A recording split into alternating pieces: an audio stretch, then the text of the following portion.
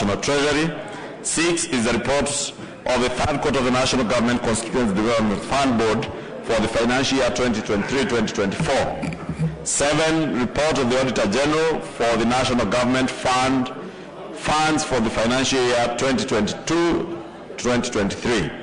8, the quarterly economic and budgetary review reports for the financial year 2023-24 for the period ending 31st March 2024 from the National Treasury. Finally, 9 is a report of the Auditor General and financial statements for the year ended 30th June 2023 and the certificates therein in respect of the following: A, Coast Development Authority; B, Kenya Maritime Authority; C, National Social Security Fund; D, Micro and Small Enterprises Authority; E, National Council for Persons with Disabilities; F, Kabete National Polytechnic; G, Kenya National Examinations Council; H, Kenya Institute of Curriculum Development; and finally, National Commission for Science, Technology and Innovation. Thank you, Honorable Speaker. Thank you, Majority Leader. Chairperson, Budget and Appropriations Committee.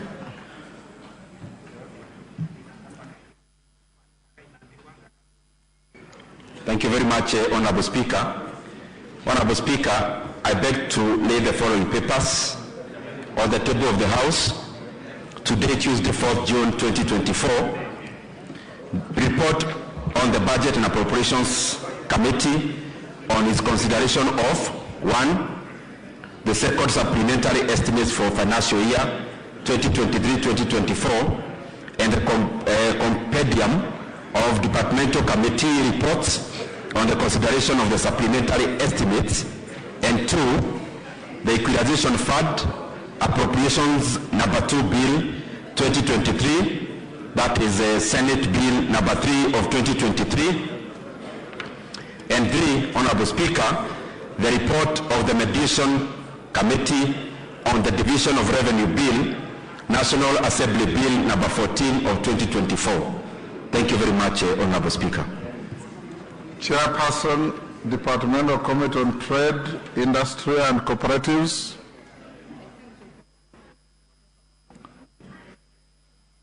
Is that Honorable Gakuya? Vice Chair. Who is the Vice Chair? Marianne. Do you have the brief of your chair? Yes, I do. Go ahead. Honorable Speaker, I beg to lay the following paper on the table of the House today, Tuesday, 4th June 2024. That is the report of the Departmental Committee on Trade, Industry and Cooperatives on its inquiry into the illegal and irregular release of the condemned sugar. Thank you.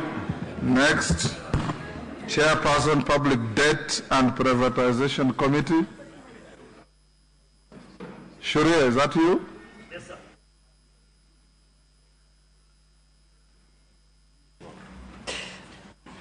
Thank you, Honorable Speaker. Honorable Speaker, I beg to lay the following paper. Are you going to lay your phone on the table? It's digital.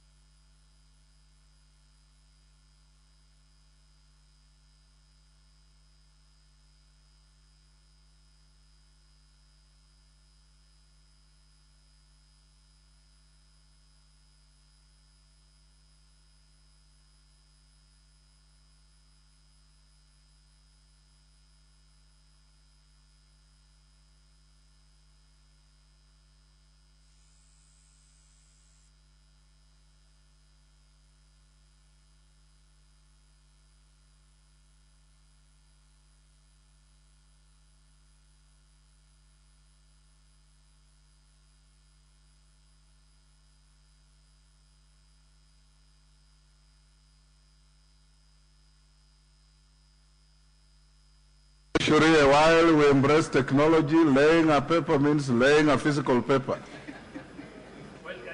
Yes.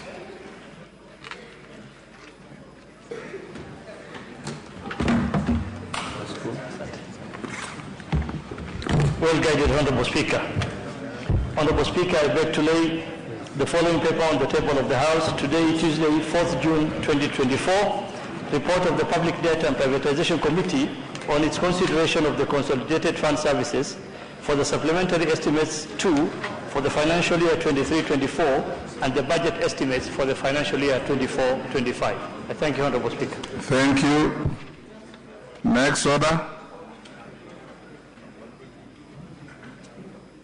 Give me the order, please. Order number 6, notices of motion. Chairperson, Budget and Appropriations Committee. Thank you very much, Honorable Speaker. Honorable Speaker, I beg to give notices of the following motions: that this House adopts the report of the Budget and Appropriations Committee. Order, and each motion stands on its own, so you cannot give notices of motions. Thank you very much, Honorable Speaker. Well guided.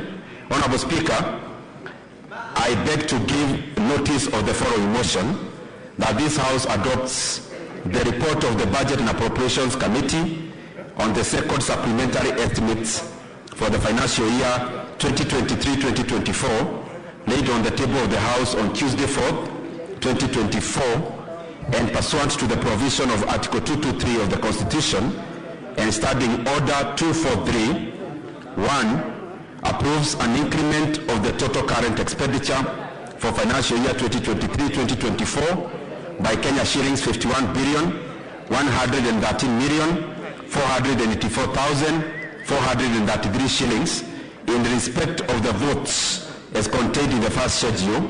2, approves a decrease of the total capital expenditure for financial year 2023-2024 by Kenya shillings 73,290,535,117 shillings in respect of the votes as contained in the first schedule. 3, approves an overall decrease in the total budget for financial year 2023-2024 by Kenya shillings 24,117,050,684 shillings in respect of the votes as contained in the first schedule. Approves Kenya shillings 23,667,070,803 spent under Article 223 of the Constitution in respect of the votes outlined in the third schedule. And 5, resolves that the first schedule forms the basis for the introduction of the Supplementary Appropriations Bill 2024. I thank you, Honorable Speaker. Chairperson, Mediation Committee, that's yourself as well. Thank you very much, Honorable Speaker. Honorable Speaker, I beg to give notice of the following motion: that this House adopts the report of the Budget and Appropriations Committee on the second supplementary estimates. Honorable Speaker. Honorable Speaker, I beg to give notice of the following motion: that pursuant to the provision of Article 1132 of the Constitution and Standing Order 153, that this House adopts the report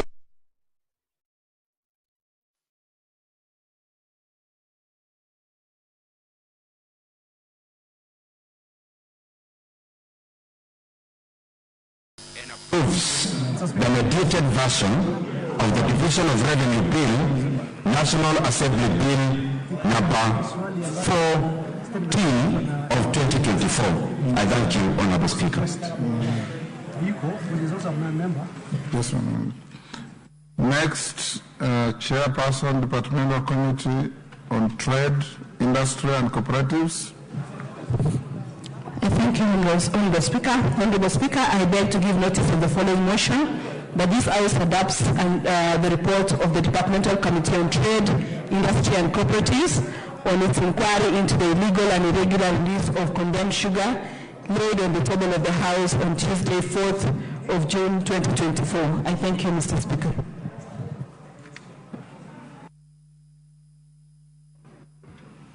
Next, Chairperson, Public Debt and Privatization Committee. Thank you, Honorable Speaker. Honorable Speaker, I beg to give notice of the following motion: that this House adopts the report of the Public Debt and Privatization Committee on its consideration of the Consolidated Fund Services for the Supplementary Estimates 2 for the financial year 2023-2024 and the budget estimates for the financial year 24-25, laid on the table of the House on Tuesday, 4th June 2024. I thank you, Honorable Speaker. Next order.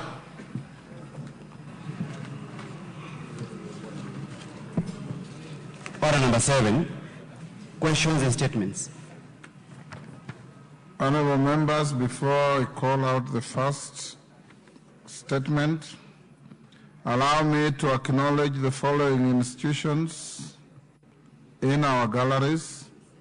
In the Speaker's Gallery, Chogoria Boys High School from Mara, Tharaka Nithi. The next in the Public Gallery, Huruma Girls High School, Makadara, Nairobi. Gatura Girls High School, Gatanga, Muranga. Ngong Huruma Mixed Secondary School, Kajiado North, Kajiado. I have been requested by the Nairobi Women Rep to be given an opportunity to welcome Huruma Girls, Makadara. In doing so, welcome all the other schools.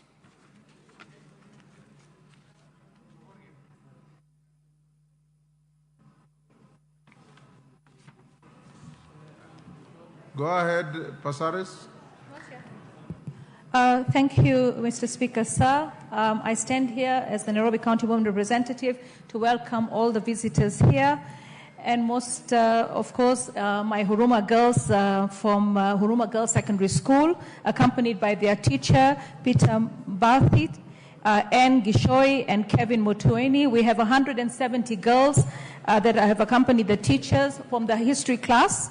This school was founded in 1964, so this year we both share a birthday for turning 60.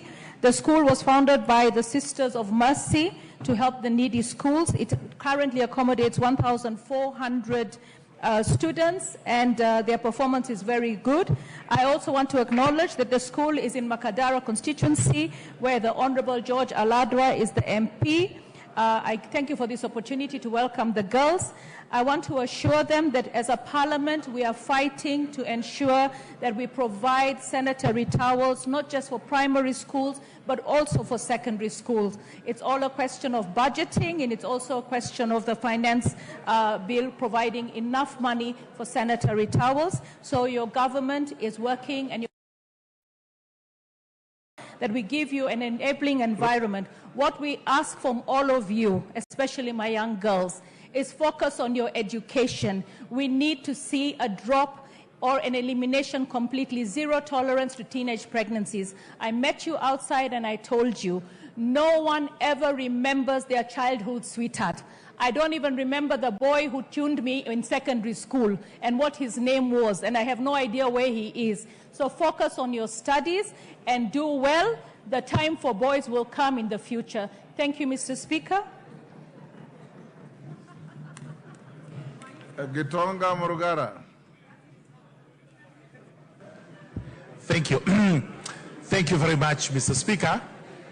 So, Speaker, on behalf of my colleague from Mara constituency, the Honorable Kareke Mbuki, is not here now, and there's a leader from Tharaka Nithi County. Allow me to welcome Chogoria Boys High School, who are seated in the Speaker's Gallery, and the rest of the schools who have come to observe proceedings this afternoon.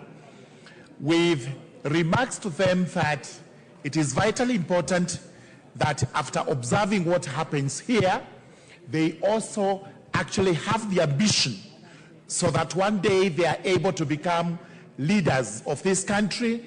They are able to emulate what these honorable members are doing for them, and also state that Chogoria Boys High School is one of the best schools in the Tharaka Nithi County. It has produced who is who, not just for the county, but for the entire country.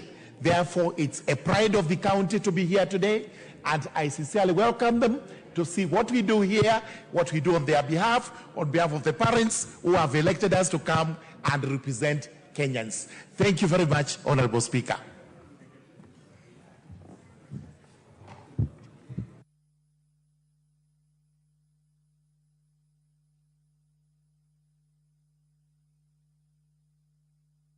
Yes, Minority Leader. Honorable Speaker, thank you very much for your indulgence. I join my two colleagues, the Honorable Murugara and the Honorable Esther Pasadis, in welcoming the students who are seated at the parliamentary gallery. Honorable Speaker, having said that, I want to equally seek your indulgence, Honorable Speaker, and I am trying to look around to see if the chair for Education Committee is around. I don't seem to see Honorable Meli, Honorable Speaker, nor can I see the Vice Chair. Honorable Speaker, not that notwithstanding, there is a matter which has arisen that would require very, very urgent intervention. At the very least, some guidance from the Chair for Education Committee. Honorable Speaker, the Kenya Universities and Colleges Central Placement Services, COOPS, the famous COOPS, has just announced that they are opening their portals for university application to students to make various changes, to apply for various changes, including changing university courses and so on and so forth. And yet, I am privy to information that the Education Committee of this House has already made some declaration or some directive that the Ministry of Education withdraws all university admissions on account of conflicts or anomalies in the amount of fees that students are supposed to pay for various courses. Honorable Speaker, this state of affairs obviously paints a picture of serious confusion in the universities and colleges education sector. It is a matter that cannot wait for the normal statements. Honorable Speaker, if you agree with me, it's a matter that would require very immediate clarification from the Chair of the Education Committee, and if possible, it would require an intervention or a position being taken by the whole House so that this issue is addressed at the earliest possible opportunity. Honorable Speaker, thank you. Yeah. Honorable Meli, you are not here. Look at the Hansard and respond to that tomorrow morning. You can find the details of the minority leaders' concern in the Hansard. Then tomorrow morning, the Deputy Speaker will give you an opportunity to respond. Now we go to a response to a statement by the Honorable Mohammed Ado, MP Wajir South,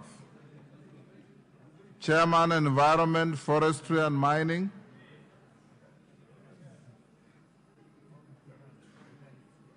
Who is the chairman? Is that Gikaria? Owen Bayer. Who is your chairman or chairperson for Environment, Forestry and Mining? The Honorable Gikaria, sir. Where is he? Probably still stuck in Nakuru, but we'll be obliged by you to do what you want us to do. And is Mohammed Ado in the house? Ado? Yes, Major Bashir.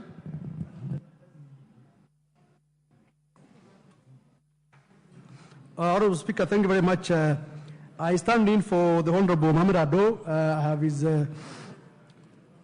consent on the matter, and I'm shocked that the statement is not yet ready. And the Honorable Speaker, remember that matter is a matter of immense concern to the residents of northern Kenya, and it was a matter of about the toxic waste that has been dumped in parts of northern Kenya. And I'm shocked that the statement is not available, so I will rather request that probably you rule when that statement will be available so that we can make further input on the same. Owen Bayer, you inform Honorable Gikaria to bring the statement on Tuesday afternoon. Next, Chairperson, Departmental Committee on Transport and Infrastructure.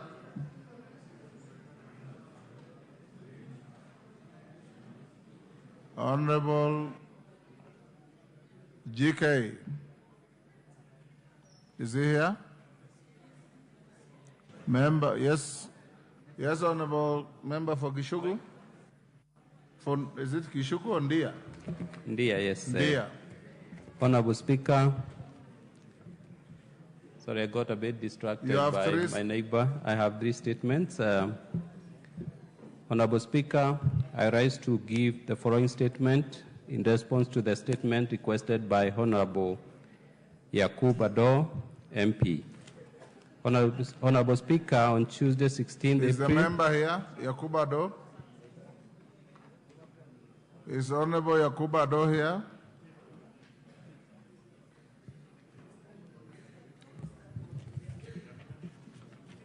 He is not here. Go to the second one.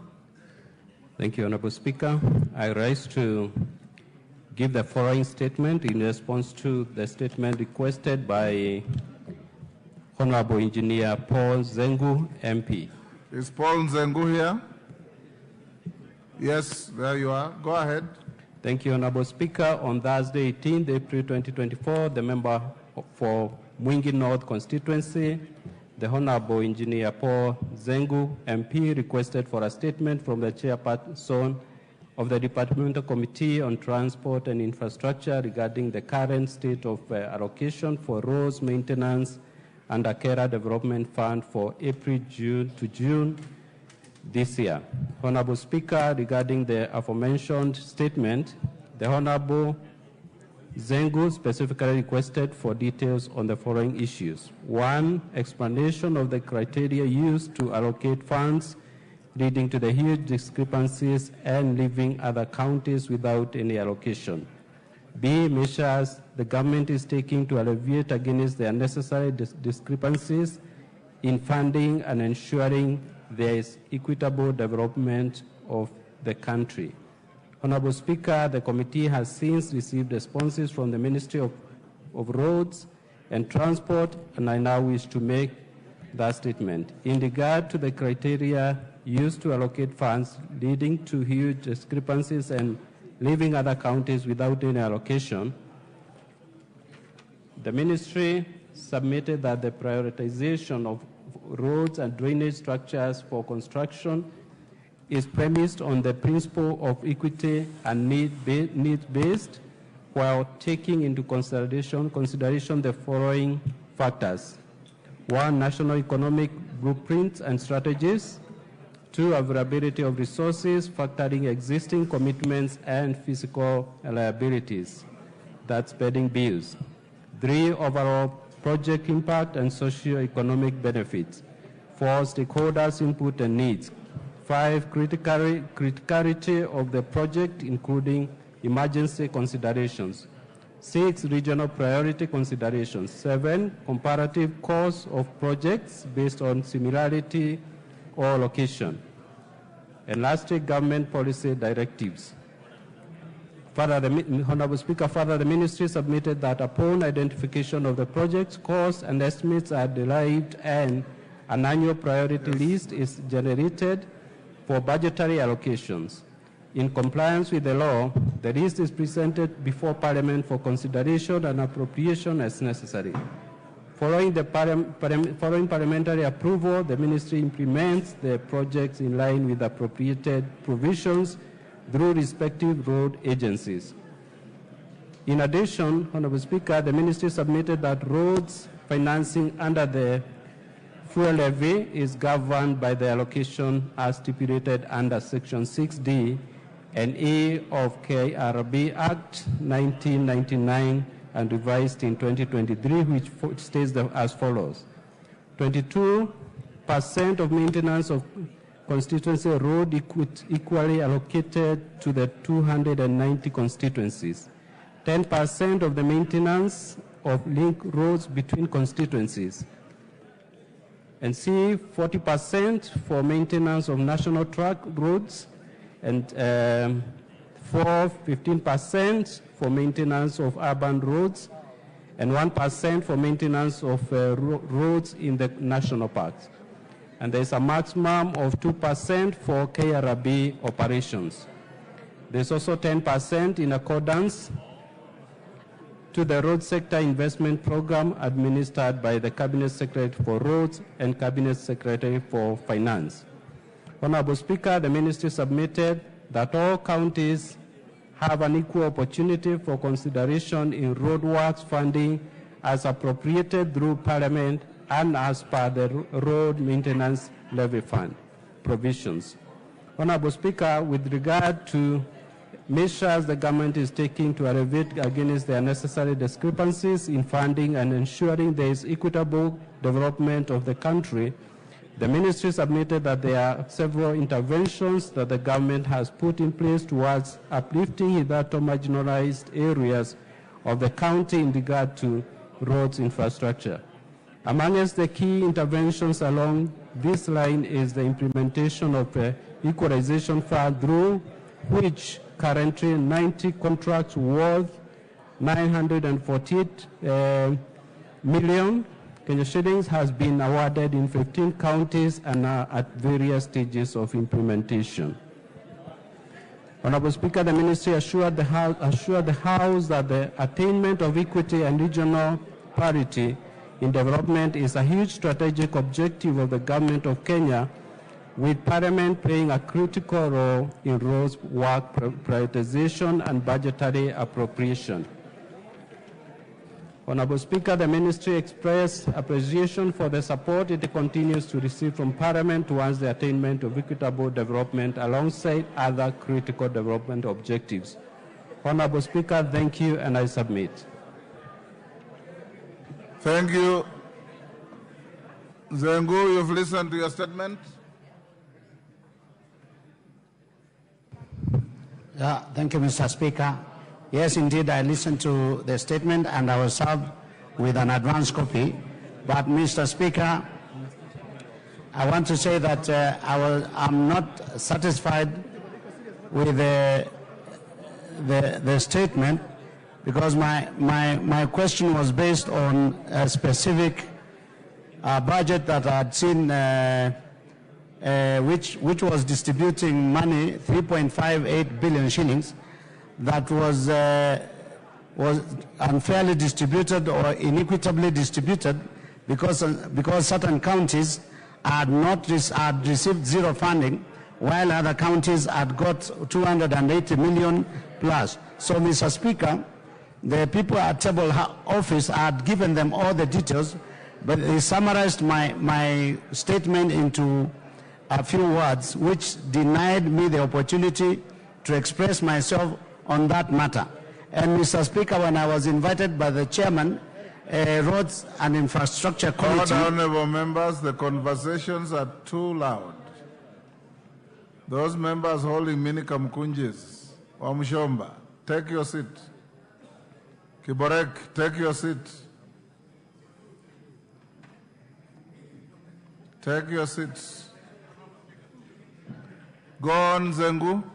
Thank you, Mr. Speaker. When I was invited to the committee by the chairman, when I attended, they tried to, the ministry people tried to imply that the list that was that I had found myself had been approved by the Parliament, and members of the committee also agreed with me that certain things are being done undercover and they were not aware. So, Mr. Speaker, what I'm asking is if you can direct that in the future, first, this matter be investigated by the committee and becomes an inquiry, and secondly, that you instruct that this project, if they have to be done, and before they're advertised, a list is sent to Parliament so that members can approve of them. Because one of the reasons why I brought this matter, Mr. Speaker, is that there was a road written Bangal Boka, and it was written to belong to Kitui County, yet there is no place in Kitui County called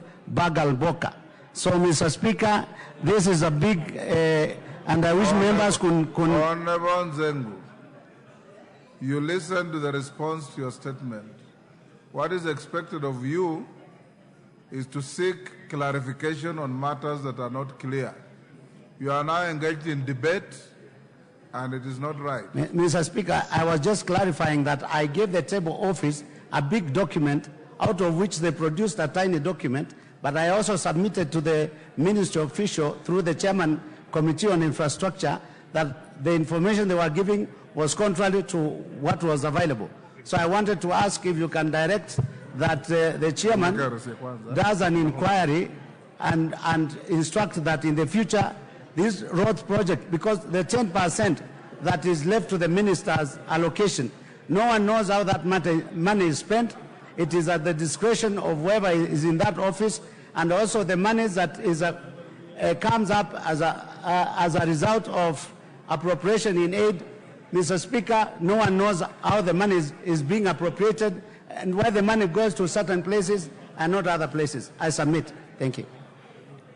Lelmengit, did you want to speak to this? No. Yes, GK, you've heard the protestations of the member. Honorable Speaker, I've heard the sentiments raised by the honorable member, and if he would wish to visit the committee again for further clarification, we are happy to welcome him. Thank you. Okay, next statement. Honorable Speaker, again rise to read the following statement in response to concerns raised by honorable members of this House regarding 32% fuel levy. Honorable Speaker, today mid-morning we had a meeting with the Principal Secretary for Roads, Engineer Joseph Bogwa, and we did indeed ask him to clarify the matter. And the following is his statement. Following reduced fuel levy consumption for 23-24 financial year, the fuel levy provisions were projected to reduce by Kenya shillings 11.2 billion. The second supplementary budget 23-24 was subsequently reduced to conform to the new fuel levy collections. Under the reduced collection, the 32 fuel levy KERA allocation would further a reduction of Kenya shillings 2 billion in the 23-24 financial year. Honorable Speaker, I am sure after this meeting, many members, after this sitting, many members will want to ask me about 22 and 10%, so I really plead with members to listen to my statement. And I continue. However, the indications are that the month of June 2024 may experience enhanced collections as analyzed below. The actual collection in the period between 1st July 2023 to 31st May 2024 was Kenya shillings 74.2 billion. It is projected that the board will collect Kenya shillings 6.5 billion in June 2024, bringing the total for the year to 80.7 billion. Against a revised budget of Kenya shillings 78.7 billion. This difference of between 2 billion may be applied to fund the budget deficit of KERA of Kenya shillings 2 billion. Arising from the above analysis, this is to confirm to members that the 32% allocation to constituencies under the fuel collection for the financial year 23-24 will be maintained at the original estimate of Kenya shillings 23.2 billion and will therefore not be affected by the reduced fuel levy correction of the financial year 23-24. That is the current financial year. Signed by Engineer Joseph M. Bugwa, CDS Principal Secretary. Thank you, Honorable Speaker.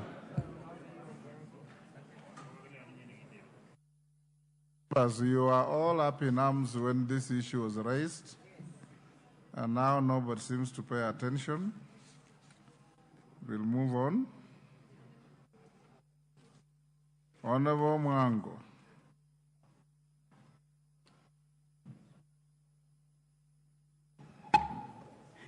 Thank you, Mr. Speaker. Honorable Speaker, pursuant to the provisions of Standing Order 42.2c, I wish to request for a statement from the Chairperson of the Departmental Committee on Lands and Chairperson of the Departmental Committee on Internal Security regarding the ongoing demolitions targeting buildings constructed on riparian land in Starehe constituency in Nairobi County within areas of Landimai Ward, Nairobi South Ward, Gikomba area, and other parts of Nairobi, including City Canton in Embakasi West and Karibangi South, Ruaraka and Mathare constituencies, and other constituencies in Nairobi. Honorable Speaker, in May 2024, the government directed that all structures built on riparian land be demolished following the heavy rainfall that adversely affected tracts of land across the country. However, the manner in which these demolitions are carried out is deeply concerning and raises serious questions about the respect for human rights. Firstly, the government provided a stringent timeline for vacating the affected areas without proper notice issued to the residents or offering alternative places to reside in. Secondly, the ongoing demolitions reveal a distressing picture of inhumane treatment, with houses being demolished without regard for the well-being of the residents, some of whom have lived on the same land for over 50 years and possess legitimate title deeds issued by the government. Regrettably, mothers and children are being left to sleep in the cold without any alternative accommodation or support from the government. Honorable Speaker, the demolitions have been marred by use of excessive force, with unfortunate incidents of people being tragically shot by security agencies during the process. Lastly, it is particularly alarming that these demolitions are taking place without a clear and transparent compensation plan in place. The government's purported compensation plan appears to be limited to a few individuals, leaving many rightful landowners in a state of uncertainty and despair. Honorable Speaker, it is against this background that I request for a statement from the Chairperson of the Departmental Committee on Lands on the following. What measures has the Ministry put in place to ensure a fair and transparent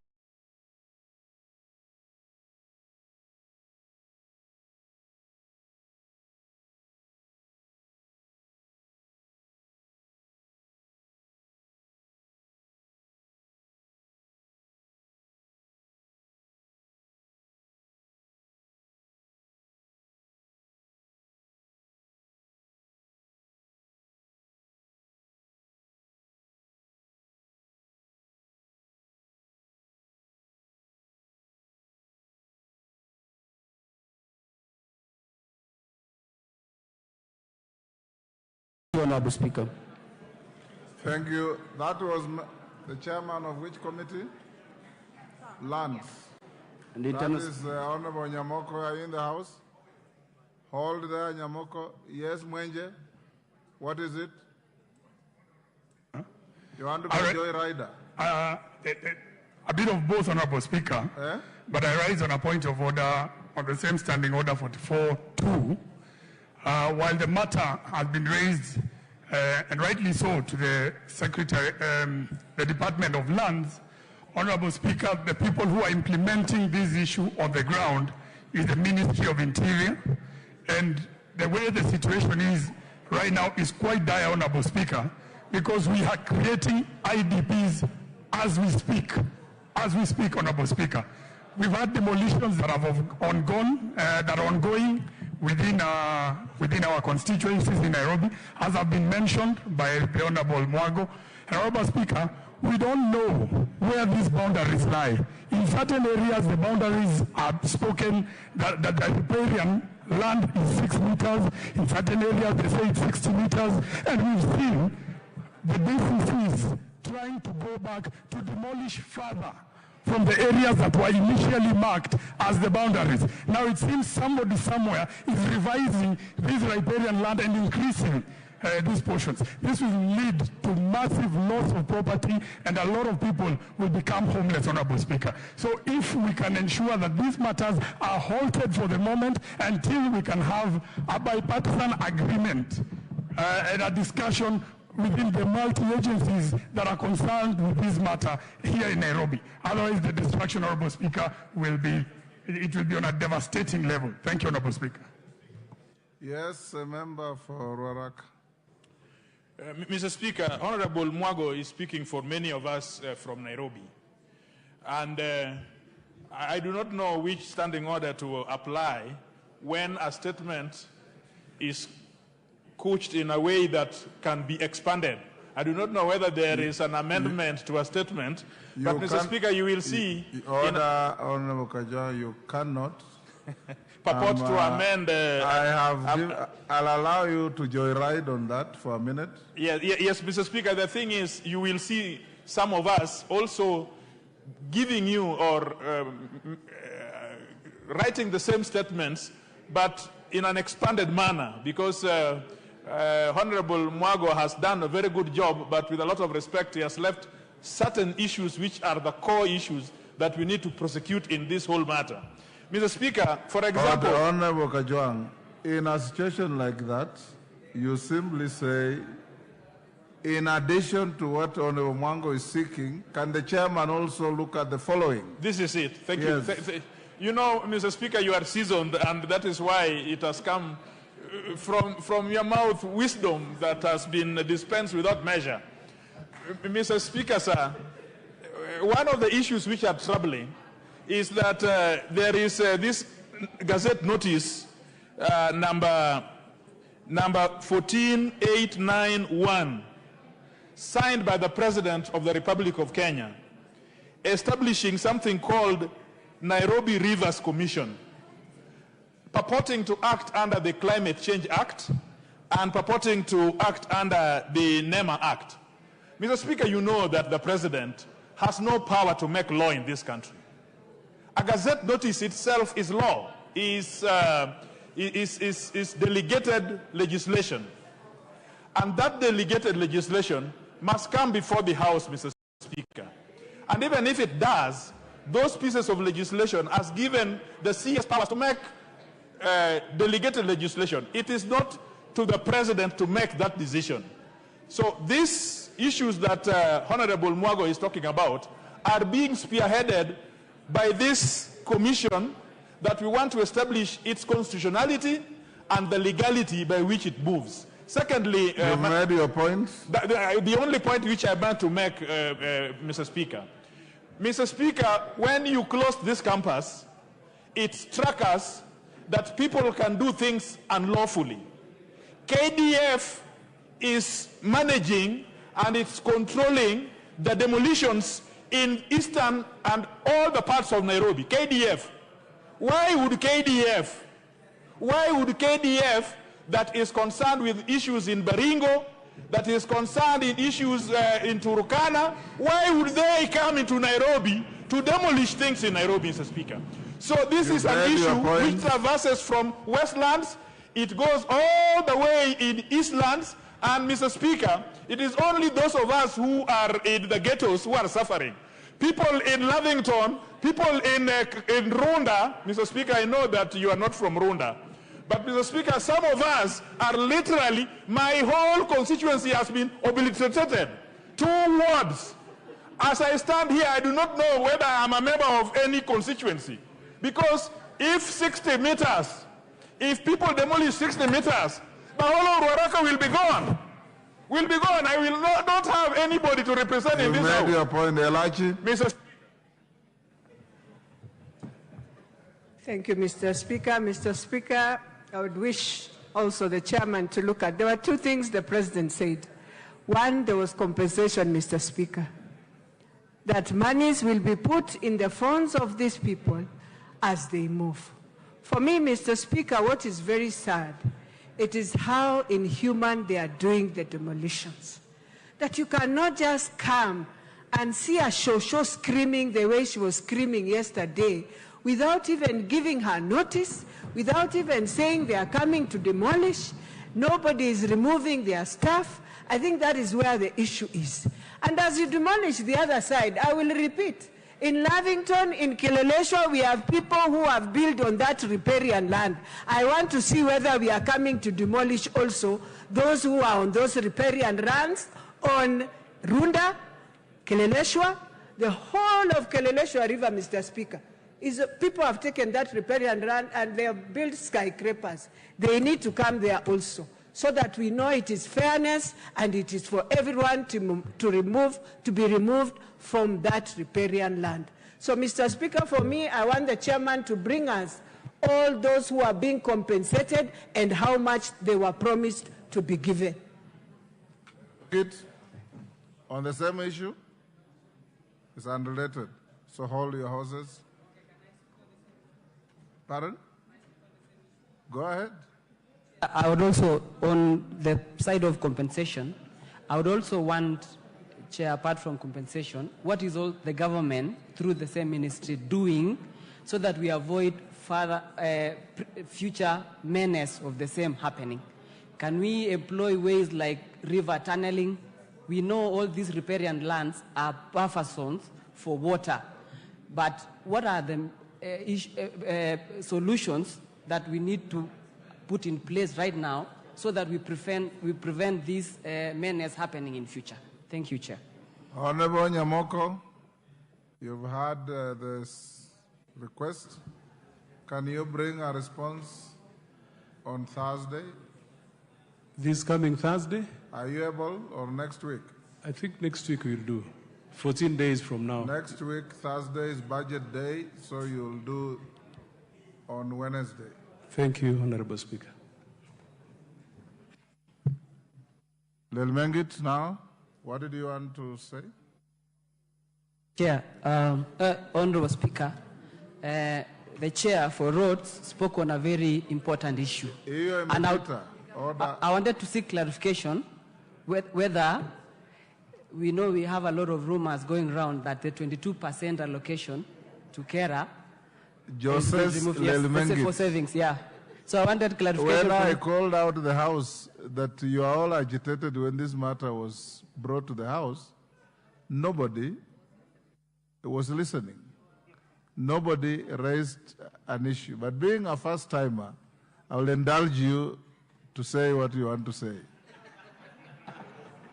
Okay. Thank you, Mr. Speaker, sir. Yes. I wanted to seek Next time you'll be alert and you contemporaneously respond to issues as they come. Okay. So good. So I wanted clarification from the chair. Pan of Roads still here? GK? Yeah, the chairman is still here. Go ahead. Okay. On the I wanted the chair to affirm or clarify whether the 22% savings allocation to Kera constituencies is still in place, or there's an hearsay or allegations that the said amount has been taken back to Treasury. GK has the 22%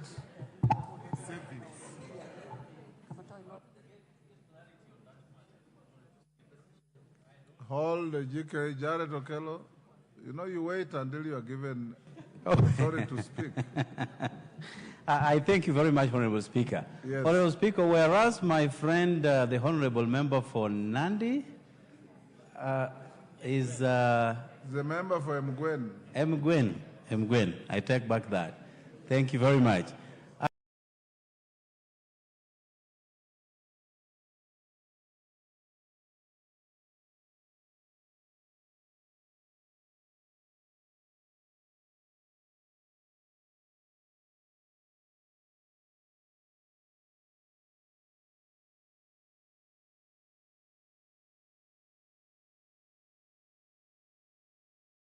I think the rumor, so to speak, that is out there does not really come from the savings, Honorable Speaker. Now, what we have heard is that a directive has been issued by Kera, and I think Kura also, that the savings will be absorbed back by Kera for reasons that are beyond members of this Parliament. Honorable Speaker, I think you have made a pronouncement over and over again that no one can unilaterally change any law in this country without participation of Kenyans, without the involvement of members of this House, our constituents, and our constituencies alike, Honorable Speaker. And therefore, we need this clarification. That is not a small matter, and it's not a laughing matter, so to speak. Are we losing the savings, and if so, why? And on which law has this been premised? Because we make laws for a reason. Okay. Honorable Speaker, finally, at this moment, and if somebody is going to meddle with this matter, we do not know how to handle issues to do with roads in our constituencies. But most importantly, all these members of parliament will tell you that the only body that makes roads in their constituencies, even without the involvement of devolved functions, is KERA. So if somebody messes up with KERA, you are messing up with members of parliament, and by extension, members of parliament know when to strike and how to strike the most. I thank you, Honorable Speaker. GK. Honorable Speaker, indulge me to reread the statement, which had, it's a short statement, which had pleaded with members to listen to. So I will read it a second time, if you allow me, Honorable Speaker. Following the reduced fuel levy consumption. You don't have to reread the statement. It's a brief one, Honorable Speaker. The issues raised are very easy. You can answer them in a minute without reading. Honorable Speaker, because the statement that captures, the paragraph that captures, so the actual collection, the actual collection in the period 1st July 2023 to 31st May 2024 was Kenya shilling 74.2 billion. It is projected that the board will collect Kenya shilling 6.5 billion in the month of June 2024, bringing the total for the year to 80.7 billion against a revised budget of Kenya shilling 78.7 billion. The difference of Kenya shillings 2 billion may be applied to fund the budget deficit of KERA of Kenya shillings 2 billion. Arising from the above analysis, Honorable Speaker, this is to confirm that the 32% allocation to constituencies under the fuel levy collection for the current financial year will be maintained at the original estimate of Kenya shillings 23.255072653 billion, and will therefore not be affected by the reduced fuel levy correction for the financial year 23-24. Honorable Speaker, the member for Nguyen, I believe I have responded to his concerns. We will not incur any reductions. And concerning savings, there is no law that allows KERA to reverse money from regions, KERA regions, regional offices to the head office. So all the money that is saved, all the balances are supposed to be utilized within the constituencies, as has always been the case. Thank you, Honorable Speaker.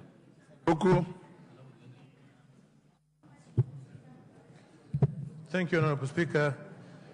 A request for statement regarding the development of mass rapid transit corridors in Nairobi metropolitan area. Honorable Speaker, pursuant to the provision of Standing Order 44-2C, I rise to request for a statement from the Chairperson of the Department Committee on Roads and Transport regarding the development of mass rapid transit corridors in the Nairobi metropolitan area and the role of the Nairobi Metropolitan Area Transport Authority, NAMATA. Honorable Speaker, the Nairobi Metropolitan Area Transport Authority, NAMATA, was established by the Nairobi Metropolitan Area Transport Authority Order 2017 to oversee the establishment of an integrated, efficient, and sustainable public transport system within Nairobi Metropolitan Area. The Nairobi Metropolitan Area Council gazetted the declaration of a mass rapid transport system corridor comprised of 5 bus rapid transit network and the 7 commuter rail networks. However, there appears to be jointness and lack of consciousness in the implementation of this infrastructure due to the involvement of multiple agencies, including the Nairobi Metropolitan Transport Authority, NAMATA, Kenya Urban Roads Authority, KURA, Kenya National Highway Authority, KENHA, and Kenya Railway Corporation, KRC. It is imperative to recognize that for a mass rapid transport system to be sustainable,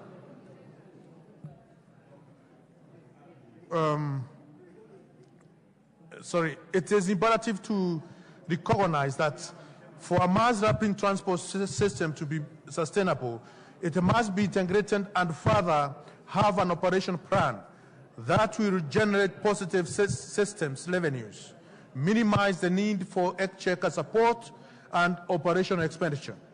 The involvement of multiple agencies also raises concern as to why NAMATA, being the agency responsible for planning and implementing devolved transport functions in Nairobi metropolitan area, cannot oversee the entire process as mandated in NAMATA Order 2017.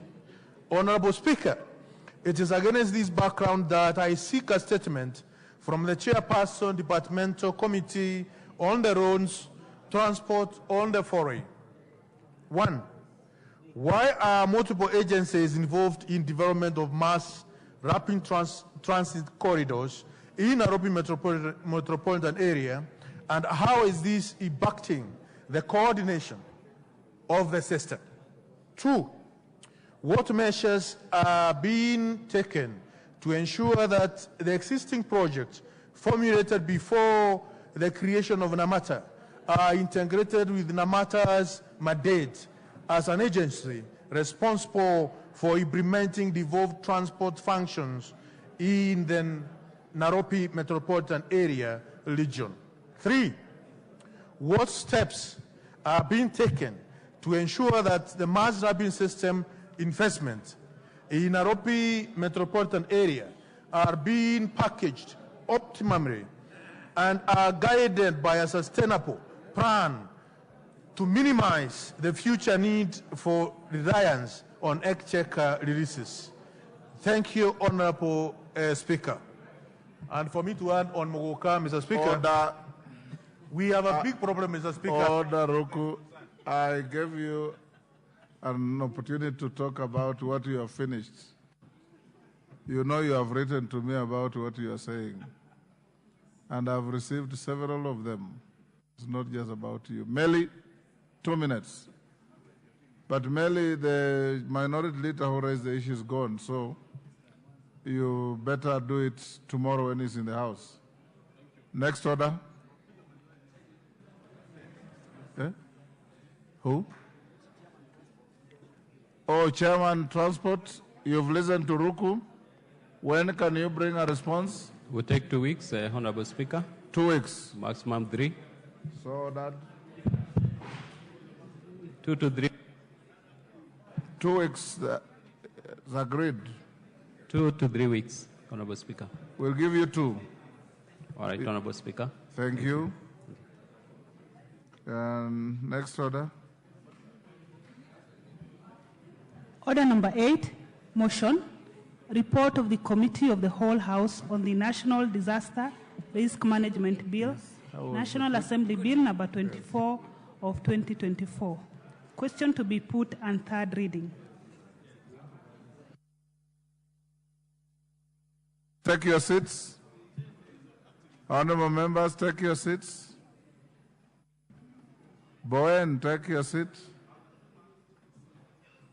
DK, take your seat. Honorable members, I'll now put the question at order number 8, which is that this House do agree with the report of the Committee of the Whole House on its consideration of the National Disaster Risk Management Bill, National Assembly Bill number 24 of 2023.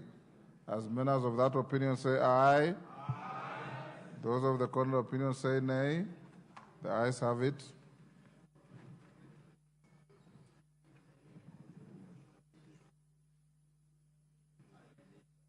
The mover of the bill, Majority Leader. Thank you, Honorable Speaker. I beg to move that the National Disaster Risk Management Bill, National Assembly Bill number 24 of 2023, be now read a third time, and I also request the Honorable Owen Bayer to second. I say something about it. Honorable Speaker, I want to second and say that this is an important bill, and as important as it is, Honorable Speaker, I think Parliament did its job to bring in all stakeholders and everybody else on board to discuss this. And it's a very important piece of legislation, which is not just legislation, but also it goes down and deep into how we handle disaster, but not just disaster, how we manage the risks with the disaster. Therefore, I want to thank the members who contributed, and as the Senate picks up this bill, to move it to the next level so that we have assented within the shortest time possible so that we are able to mitigate disasters like happened with the excess rain that we had and the issues that we have had in this country. So, Honorable Speaker, I beg to support. Thank you. Thank you. Order, Honorable Dawood, take your seat. Honorable members, I now propose the question, which is that the National Disaster Risk Management Bill, National Assembly Bill number 24 of 2023, be now read a third time. I now put the question, and I confirm that we have quorum in the House, which is that the National Disaster Risk Management Bill, National Assembly Bill number 24 of 2023, be now read a third time. As members of that opinion say aye. Will those of the contrary opinion say nay? The ayes have it. A bill for an act of Parliament to establish the National Disaster Risk Management Authority and County Disaster Risk Management Committees to provide a legal framework for the coordination of disaster risk management activities and for connected purposes. Next order. Order number 9, the County Boundaries Bill, Senate Bill number 6 of 2023, first reading. A bill for an act of Parliament to provide for county boundaries, to provide for a mechanism for the resolution of county boundaries disputes, to give effect to Article 188 of the Constitution by providing the procedure for alteration of county boundaries, to provide for the establishment of an independent county boundaries commission, and for connected purposes. Thank you. Next order. Order number 10, motion. Maize flour subsidy program for the financial year 2022-2023. Chairman or Chairperson, Departmental Committee on Agriculture and Livestock. Thank you, Honorable Speaker. Honorable Speaker, I beg to move that the House adopts the second report of the Departmental Committee on Agriculture and Livestock on its inquiry into the maize flour subsidy program for the financial year 2022-2023, laid on the table of the House on that Tuesday, 27th of February 2024. Honorable Speaker, the Departmental Committee on Agriculture and Livestock tabled this report, tabled a preliminary report on the same inquiry in the House on Wednesday, 7th of June 2023, and the committee's report was adopted by this House on Thursday, the 3rd of August 2023. So to get further clarification, Honorable Speaker, on some of the outstanding issues, the committee held meetings with the Ministry of Agriculture, Livestock Development, and Livestock Development, the Serious Millers Association, and the millers who participated in the program independently and not necessarily the Grain Mill Owners Association, whose report we had already concluded. Honorable Speaker, the committee did observe several things that I wish to put before the House. From the meetings, we observed the following. Number one, that there was discontent between there was a disconnect between the President's speech and the adopted implementation framework of the subsidy. Honourable Speaker, according to the presidential directive, then the approach that was supposed to have been taken was to approach the subsidy program through waiver of the import duty. But the ministry decided to have the reduction of the price of the maize flour from the then 220, 230 shillings per 2 kilogram packet to 100 shillings. The second issue we observed, Honourable Speaker, is that there was failure by the ministry itself, the Ministry of Agriculture and Livestock Development, to make changes on the contract as proposed by the Office of the Attorney General. The Attorney General clearly proposed that there should be provision for suspension of the contract, and that provision was not in the contract. The Attorney General, Honourable Speaker, proposed that there was supposed to have been determination on the termination of the contract, provision for termination of the contract, should there be inadequate exchequer release according to Article 14, subsection 2 of that particular contract. The other issue that the Attorney General noted, Honourable Speaker, is the failure to deal out the provision on the account. Should there be no provision? Honourable Speaker, there was also the exoneration of the millers from any form of blame by the contract that the ministry gave out for signing. In this particular respect, the millers were supposed to just be free if the maize meal reached the consumers or not. After milling, post-milling responsibility was not given to them. Honourable Speaker, there was no report of the delivery of the subsidized maize flour to the last mile, where we are talking about the people, the consumers. The Ministry of Interior was supposed to have been monitoring this particular last mile consumption, and they gave no report to us as a committee. We believe probably they may have given a report to the ministry, but the ministry never provided this report to us. So they were charged with that responsibility, Honourable Speaker. On the other hand, there was also no report on the surveillance of the distribution of the maize flour itself, as to ascertain the selling of the 2 kilogram packet at 100 shillings of the shift and maize meal. Honourable Speaker, this report was not submitted to the ministry. To the committee by the ministry. There was also no discussion on the quantities to be supplied at the contractual level. The millers were supposed to produce as much as they could and sell as much as it was possible, and then submit the invoices to the ministry for payment. So there was no specific quantitative contract. The contract was more or less open. Honourable Speaker, upon assessment, we discovered that 95.1% of the maize flour sold by the Grain Mill Owners Association under the subsidy program could be traced to the consumer, and it was sold at the market price of 100 shillings per 2 kilogram packet.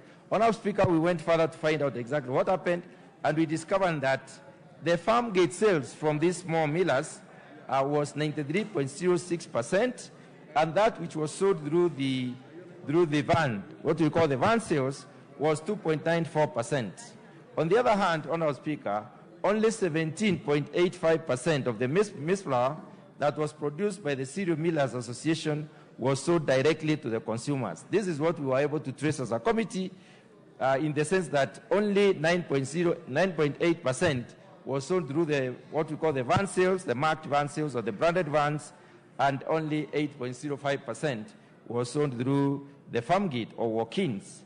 We also noted that, Honourable Speaker, a total amount of 1,307,50,526.28 was paid up to the Grain Mill Owners Association, while the outstanding balance on the accounts of this particular maize flour subsidy to this association membership was 432,751,316.30 cents. On the other hand, Honorable Speaker, we also established that the membership of the Cereal Millers Association that participated in the subsidy program changed from the initial 27 at the initial presentation to 29. And the explanation was the extra 2 members were omitted from the list. Honorable Speaker, we also noted that the total invoiced amount by the Cereal Millers Association was 4,495,356,547.10, out of which 1,905,845,377.07 had been paid, and there was an outstanding balance of 2,589,511,170.05. We also noted that, Honorable Speaker, members of the Cereal Millers Association approached the Nairobi Center for International Arbitration, seeking for arbitration to pursue payment of the pending bills arising from the maize flour subsidy program of 2022-2023. Honorable Speaker, from the above observations, the committee made several recommendations. One of the recommendations that the committee made, Honorable Speaker, is that in future related interventions where the government has to intervene in form of a subsidy, there should be clear interpretation, layout of the executive order, and the implementation arrangements clearly laid out for information to the actors so that those who may participate in the process, those who may wish to ask questions may be able to get the correct answers. Honorable Speaker, we also concluded that the Cabinet Secretary in the Ministry of Agriculture and Livestock Development should submit a report to the National Assembly within 3 months of adoption of this report to explaining the following. Number one, the report should explain the departure from from what is interpreted as the President's focus on the subsidy, subsidizing maize flour, which was supposed to have been through the waiver of import duty, to what the ministry decided to do in terms of paying off the millers to produce and sell the maize flour. Honorable Speaker, we also expect them, the ministry, to explain how the decision to implement the program for a period of 1 month was arrived at. We would also like the ministry to explain why the program was implemented a month to the general elections. Honorable Speaker, we would also like the ministry to explain the actions that the ministry took after several prompts by the CMA or the Cereal Millers Association on the maize and wheat situation in the country and globally, and the reasons for inactions, because there were quite a number of inactions. Honorable Speaker, we would also like the ministry to explain why a certain group of millers appear to have been favored in terms of payment compared to the rest of the millers. We also would like an explanation on why the ministry did not adopt the proposal made by the Attorney General on the contract. We would also like an explanation as to why the Cereal Millers Association are given preference on the millers, or to the other millers, in regard to the introductory engagement and meetings that were held prior to the maize flour subsidy program of 2022-2023. And finally, we would like the ministry to explain, why the ministry prefers not to clear the subsidy-related debts as pending bills that are accrued from these particular processes, because we note with concern that, Honourable Speaker, there is a pending bill for the 2017-2018 maize flour subsidy, as there is also a bill for 2022-2023, among others. The other issue, Honourable Speaker, that we recommend is that the Auditor General should conduct an audit of the maize flour subsidy program for 2022-2023 to ascertain whether there was prudent use of the public resources and submit the report to the National Assembly within 3 months of adoption of this particular report. Honourable Speaker, we also recommend that the DCI should conduct the following investigations. Number one, whether the subsidy program achieved the intended objective. Number two, quality and the quantity of the maize flour produced under the program and the prices of the maize flour and where it was sold. Honorable Speaker, I would also like an investigation on if the Ministry of Interior and Coordination of National Government submitted a report to the Ministry of Agriculture, Livestock Development and Cooperative, then on the delivery of the subsidized maize flour to the last mile. Honorable Speaker, I would also like the DCI to investigate that the NCPB was paid 100 million as monitoring and evaluation fee, but they did not submit any report to the committee on the surveillance they made. As a result, we would like an investigation made on, to be conducted on whether the NCPB conducted their role in the subsidy program as expected and how that money was particularly used. Finally, Honorable Speaker, I would like the DCI also to investigate the milling companies as they were, to establish whether they actually milled any flour at all, as was said to have been supplied under the maize subsidy program, and actually how much of this amount they milled. Honorable Speaker, we would also like to, we have recommended the following in this particular report, that in our preliminary report on the maize flour subsidy program 2022-2023, our committee did recommend that the Ministry of Agriculture, Livestock Development and Fisheries should proceed to pay the Grain Mill Owners Association their dues. That was a balance of around 432 million that they were owed. We also recommended that this particular amount of money should be put in the subsequent budgetary provision because some of the millers, Honorable Speaker, are collapsing as a result of having taken debts and therefore they are not able to pay. On the other hand, Honorable Speaker, concerning the Cereal Millers Association, the committee recommends that 82.17% of the total maize flour that was produced under the subsidy program by the Cereal Millers Association could not be traced to the last consumer. Based on their distribution channels, because it passed through the normal distribution channels, so the Directorate of Criminal Investigation should conduct an investigation into the present, into this, and present their findings to the National Assembly within 3 months of adoption of this particular report. The National Assembly will make recommendations on whether or not that the money owed to the Cereal Millers Association should be paid, and whether to ratify or regularize the payments made to the association through use of Article 223 of the Constitution, or should it not be paid? Should it not be regularized? Honorable Speaker, we also recommend that the independent millers who participated in this particular program, because the Directorate of, should be investigated by the Directorate of Criminal Investigation to find out why they participated without passing through an association, if they ever milled any maize flour at all, and through what processes they passed this maize flour, so that we can also regularize the payment that were made through Article 223 of the Constitution.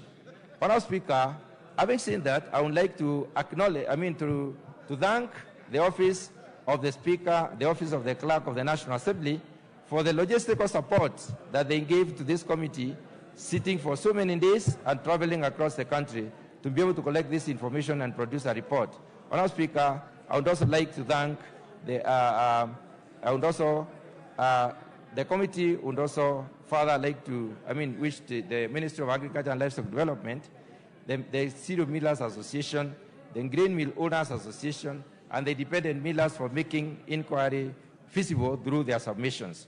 Finally, Honorable Speaker, I would like to express my appreciation to the members of the Committee on Agriculture and Livestock Development, Livestock Development, for the work they have done to come up with this particular report.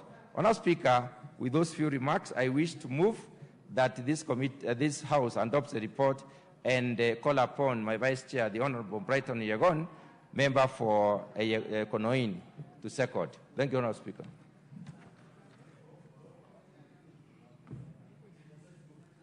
Have you got a seconder? Okay, proceed.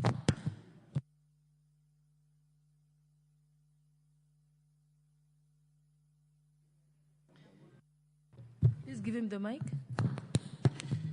Honorable Speaker, I rise to second. During the consideration of supplementary estimate number 1 of financial year 2023, members of the Departmental Committee on Agriculture and Livestock observed that 7.267 billion had been spent on maize flour subsidy program, out of which 4 billion had been paid under Article 223 of the Constitution, while 3.267 billion was yet to be paid to the millers. Honorable Speaker, the 4 billion was spent in July 2022 and presented to the Committee for Regularization through the supplementary estimate as required by Article 223 of the Constitution. The committee did not approve the expenditure on account of non-disclosure of information on who the maize flour suppliers were, the quantity of maize flour supplied, the areas in which the subsidized flour was supplied, and the retail outlets that sold the maize flour. Honorable Speaker, it is to the above reasons that the committee resolved to conduct an inquiry into the maize flour subsidy program, whose objectives were to find out whether the program achieved its objectives, establish whether the identification process of the millers was free and fair, find out if there was value for money in the execution of the program. Honorable Speaker, the Departmental Committee on Agriculture and Livestock tabled a preliminary report on the inquiry in the House on Wednesday, 7 June 2023. The committee's report was adopted by the House on Thursday, 3rd of August 2023, with the following recommendation. The 500 million Kenya shillings owed to members of the Grain Mill Owners Association should be factored in the budget estimate for financial year 2023-2024 and paid because of their computation were clear. The membership of the association that participated in the program was static, and they did not participate in maize flour subsidy program for financial year 2017-2018.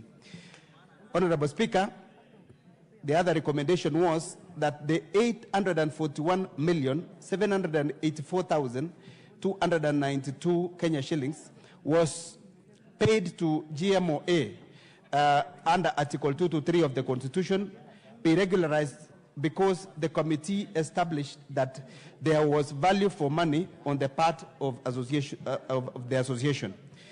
The Ministry of Agriculture and Livestock Development Department should come up with a policy on how to engage in future subsidy programs within 3 months of adoption of this report and submit a copy of the same to the committee. It is also said that it is also sad to note that none of the above recommendations have been implemented by the Ministry of Agriculture and Livestock Department. Honorable Speaker, with those few remarks, I second. Thank you. Honorable members, allow me to now propose the question. Honorable members, I propose the question that the House adopts the second report of the Departmental Committee on Agriculture and Livestock on the inquiry into the maize flour subsidy program for the financial year 2022-2023, laid on the table of this House on Tuesday, 27th February 2024. And honorable members, I would like you to note that the time that was allotted for this debate is 5 minutes for each member, including the majority leader, and the total amount of time allocated is 2.5 hours. So thank you. Yes, Honorable DK. What is do you have a point of order? Yes, okay. Thank you, Madam Speaker. As a member of the Agriculture Committee, I rise to support the report tabled by our chair, our APO chair. First, on this maize subsidy program that was actually done just before the elections. Our investigations, which has taken more than six months, revealed quite a lot of inconsistencies that we feel right from start there was no value for money. Secondly, you realize from the report we have categorized the millers into two types. There are the large-scale millers, that is the CMA, and the small-scale millers, that is the GMOA. From the onset, the meeting that was done by the ministry at State House actually involved the CMA, that is the large-scale millers.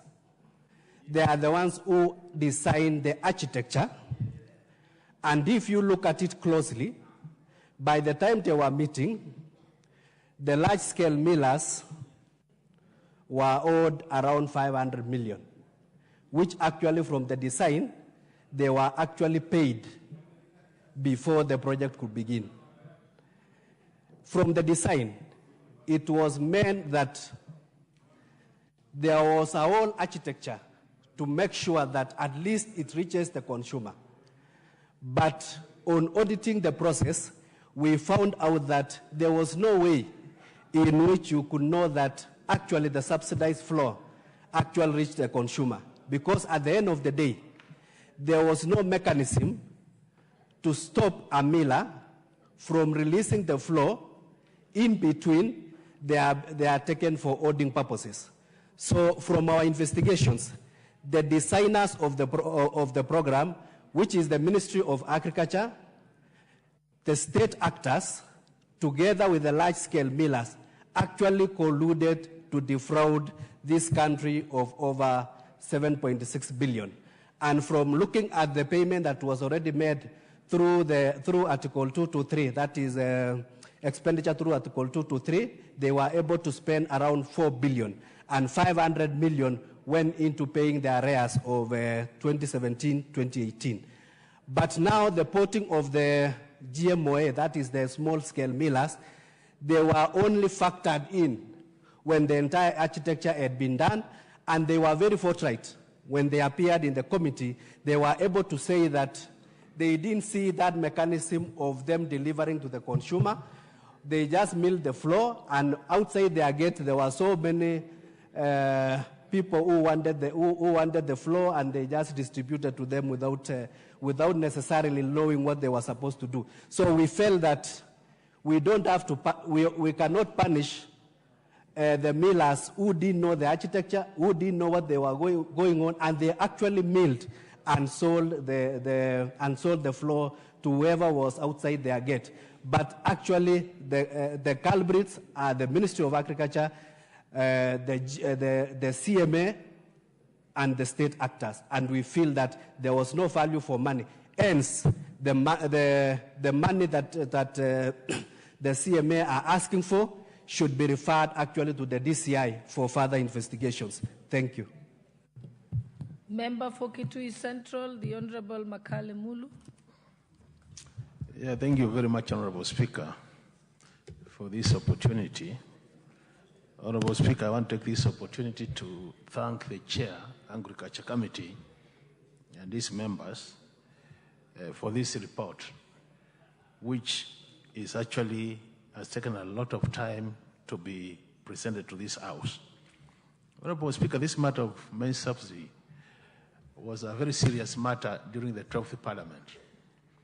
And I remember one of the key issues which became a very hot potato for this matter was the issue of use of 223 to pay some of these bills. So, Honorable Speaker, even though the recommendations are very good, I've listened to the recommendations, I'm very disappointed with the timing. Because, Honorable Speaker, this matter, this maize subsidy program was actually designed to steal public funds.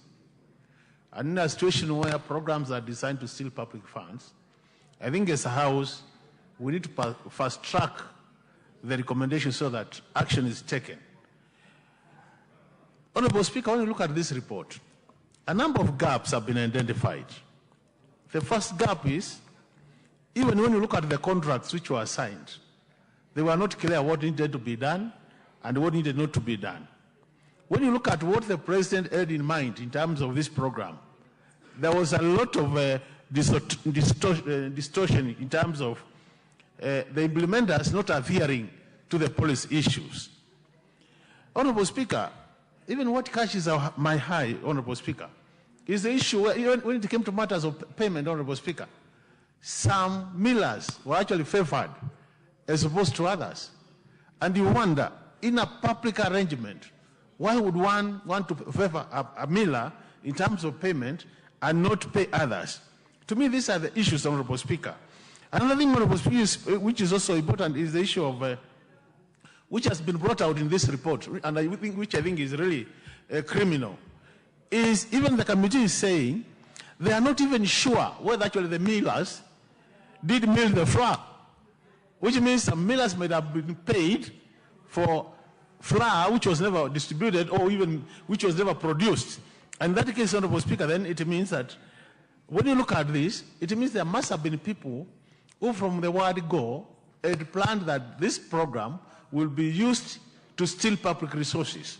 And that's why I agree, even though it is coming too late in the day, with the proposal that, Honorable Speaker, we need a special audit for this program so that the Auditor General takes up this matter, does thorough audit of the program, and on the basis of that, we should see some people, Honorable Speaker, being taken to court. And that's why the recommendation also relating to the DCI, that the DCI needs to do further investigation on a number of issues, is also very important, Honorable Speaker. But, Honorable Speaker, I think we must learn our lessons from this program. That when you look at it, it didn't have time limits in terms of how long it should have been implemented.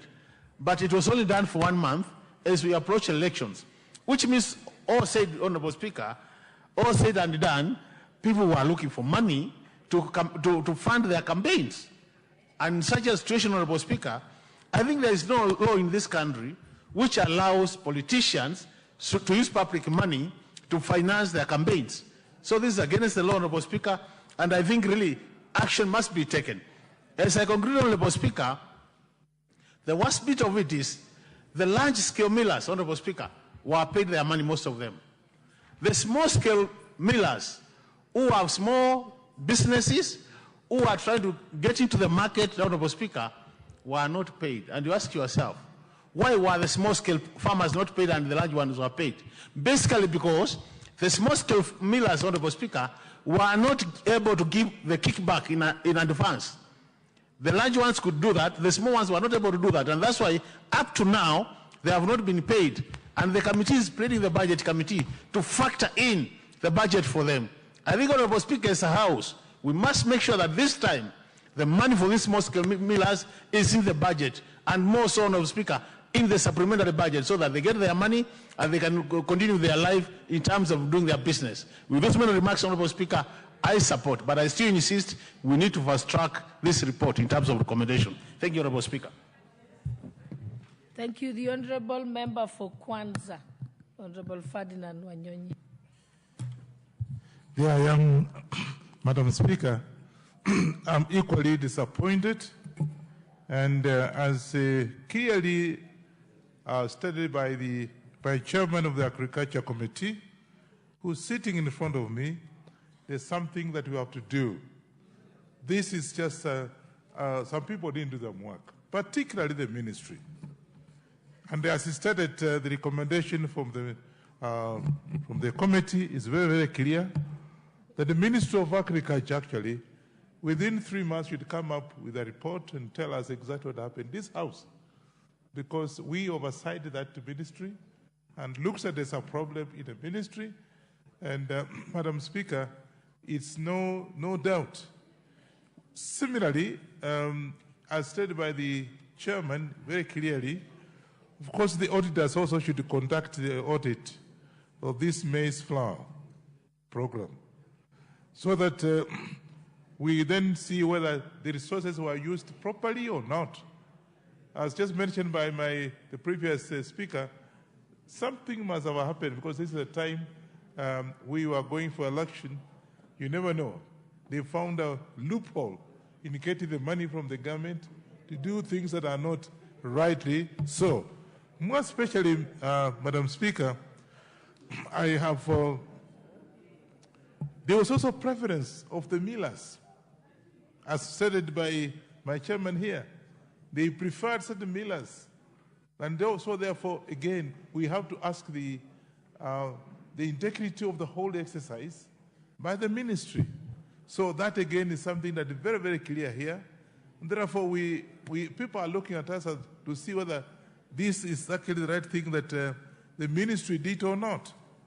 More especially, the price of and I'm concerned about the consumers, because you see, maize flour is actually the real meal that actually we eat. I eat every time. And anybody here, if says he has not eaten, means he has not eaten ugali. And therefore, we just want to, of course, recommended, it's supposed to be 100 shillings by 2 kilo packet of maize flour. You go out there, Madam Speaker, you find it is not. So the whole exercise has explained by my chairman here, is that we need to look at it very critically and be able to come up with a solution on what really happened on this particular case. And so I support the report and look forward to getting a proper report from particularly the Minister of Agriculture. As just one of the issues that is raised is very, very specific. I don't want to repeat what the chairman has said. With those few remarks, I support the motion. Thank you. The Honourable Nominated Member, Honourable Dorothy Kiara. Button and left. Okay. The Honourable Member for Central Limenti, Honourable Moses Kirima. Madam Speaker, thank you for giving me this opportunity to contribute to this important motion as per the investigation by the Committee of Agriculture, led by my colleague, Dr. Mutunga.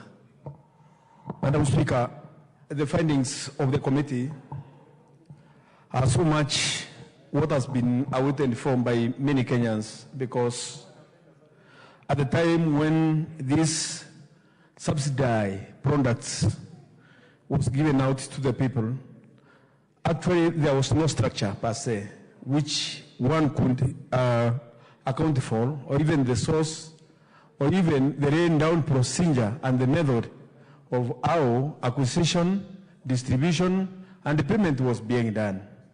So what the committee has done has investigated this properly as it is supposed, and I believe those who are capable of what had taken place should not just be ignored, and action should be taken against them, because the public has lost a lot of money. The taxpayers' money has been used in a method that it was not structured, and one cannot tell if it was corruptly pocketed by a few individuals or if it really fed people or not, one cannot tell. And when the governments take action like the one which was taken to distribute subsidy flour to the people, they should have laid down the procedure to show that they are accountable, and they should have been exposed to the Auditor General's investigation. And those who are culpable, those who could not account for the 7.6 billion in one way or the other, should be brought to the book, because in no way, in a certain way, can one tell that this money was used properly for purposes of the public, which pays tax for this money to have been raised. So as for that, I congratulate the committee, and what the committee has done is recommendable, and these people should be accountable so that it can be a lesson to others in the future, not to misuse taxpayers' money. Thank you, Madam Speaker. Thank you. The Honourable Member for Navakolo, Honourable Emmanuel Wangwe. Thank you, Madam Speaker. Madam Speaker, I rise to support this report by the good Committee on Agriculture. And basically, Madam Speaker, looking at this report, what comes into our mind first and foremost is the clever way of cheating on basic human need. Honourable Speaker, the perpetrators of this subsidy program and who misbehaved in terms of not delivering the items to the needy actually cheated on the basic human need of food. A very unfortunate scenario, Honourable Speaker, that one person or so can purport and run away with such a big error, Madam Speaker. Madam Speaker, looking at the report, there are maybe 4 issues I would want to single out. The first one, Madam Speaker, is that the observation made by the committee that there was failure to make changes in the contract as proposed by the Office of the Attorney General. Madam Speaker, if a committee can overlook a decision by the Attorney General to make various amendments to the contract, Honorable Speaker, in itself, that is a violation of the rule of law, and these people, Honorable Speaker, they must face the law as it is supposed to be. Madam Speaker, the second observation that caught my eye is the acquisition of money by millers. The committee has noted, Honorable Speaker, that millers were put to acquire money from financial institutions to fund the subsidy program. Madam Speaker, you are enticed to go out and look for money, Honorable Speaker, without really looking at the issue of the borrowing, the interest rate that's going to come by. The question that comes is, who is going to fund these interest rates? We are not just looking at the issue, Madam Speaker, of the subsidy program alone, but the financial undertone that comes along with the borrowing is not factored, Honorable Speaker. It distorts the money market, it distorts the economy, and Madam Speaker, this is as good as destruction of a whole economy in a country, Honorable Speaker. Madam Speaker, the other observation that I would want to really agree with the committee is that there are no reports from the observation of the committee. There are not reports of delivery of the subsidized maize flour to the last mile by the Ministry of Interior. Madam Speaker, whatever you do, it must have a report. This was not somebody's pocket change. We must have a report that comes out showing where was the delivery made, who received the items, and Madam Speaker, if there is no such a report, automatically it means somebody choreographed a scheme with an intention to defraud the Kenyan people. Madam Speaker, the last observation I would want to rely on is that there was no report of surveillance from the distribution of the milled maize flour. Madam Speaker, if you don't have where the maize flour was milled, so where was the maize flour in itself? Because there is no source of milling, no miller is coming out to own that he actually milled the maize flour. So whom are you paying? Madam Speaker, finally, I want to agree with the recommendations of my colleagues in the Committee on Agriculture that, Honorable Speaker, there should be, by the Ministry of Agriculture, should be able to explain why they did not adopt the proposals made by the Attorney General on the contract. As I said earlier, Madam Speaker, that is very important. The Ministry, immediately these reports are adopted, must be able to tell us why, and that comes along with so many other issues that they will be able to explain. Madam Speaker, finally, I would want to request that whereas, Madam Speaker, the committee has proposed the DCI to look into this report, I would also want to request, Madam Speaker, that the Office of the Auditor General looks at it and gives us their own independent opinion so that, Madam Speaker, they can give us the monetary erosion, how much money was lost in terms of the whole process, not just in terms of the milling, not just in terms of the distribution, but, Madam Speaker, the violation of the law. Now that they went and poked into Article 223, they violated and stretched, Madam Speaker, on the Constitution of Kenya. That's an abuse of Article 223, a very noble article, Madam Speaker, which supports an economy, which supports any administration to pay for any needy programs that arise, which have not been budgeted for. Otherwise, Madam Speaker, this report is very good. Let us all support it. And, Madam Speaker, on my own behalf, I want to support the report. Thank you, Madam Speaker. Thank you. Member for Moiben, the Honorable Professor Phyllis Barto.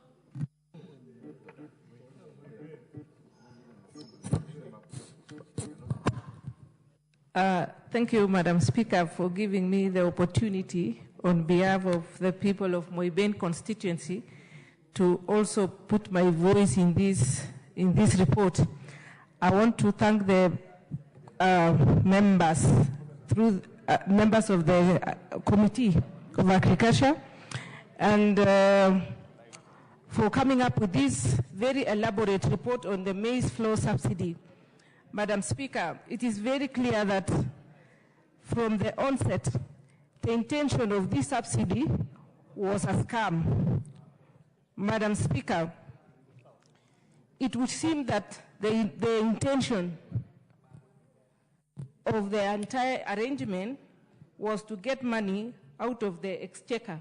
Possibly, who knows, maybe it was to support the campaign, the campaigns which were going on in the year 2022. Madam Speaker,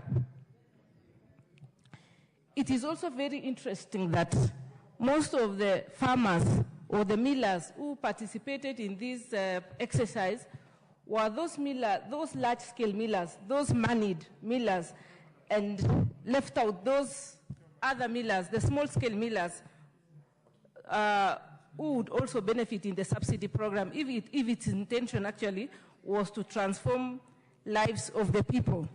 And in that case, the rich millers are the people who had the money, who would support the campaigns and later claim the money from the government.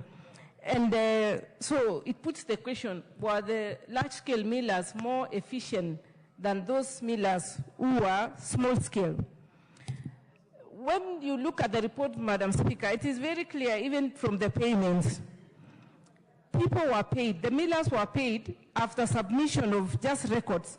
It is not clear who consumed this maize flour.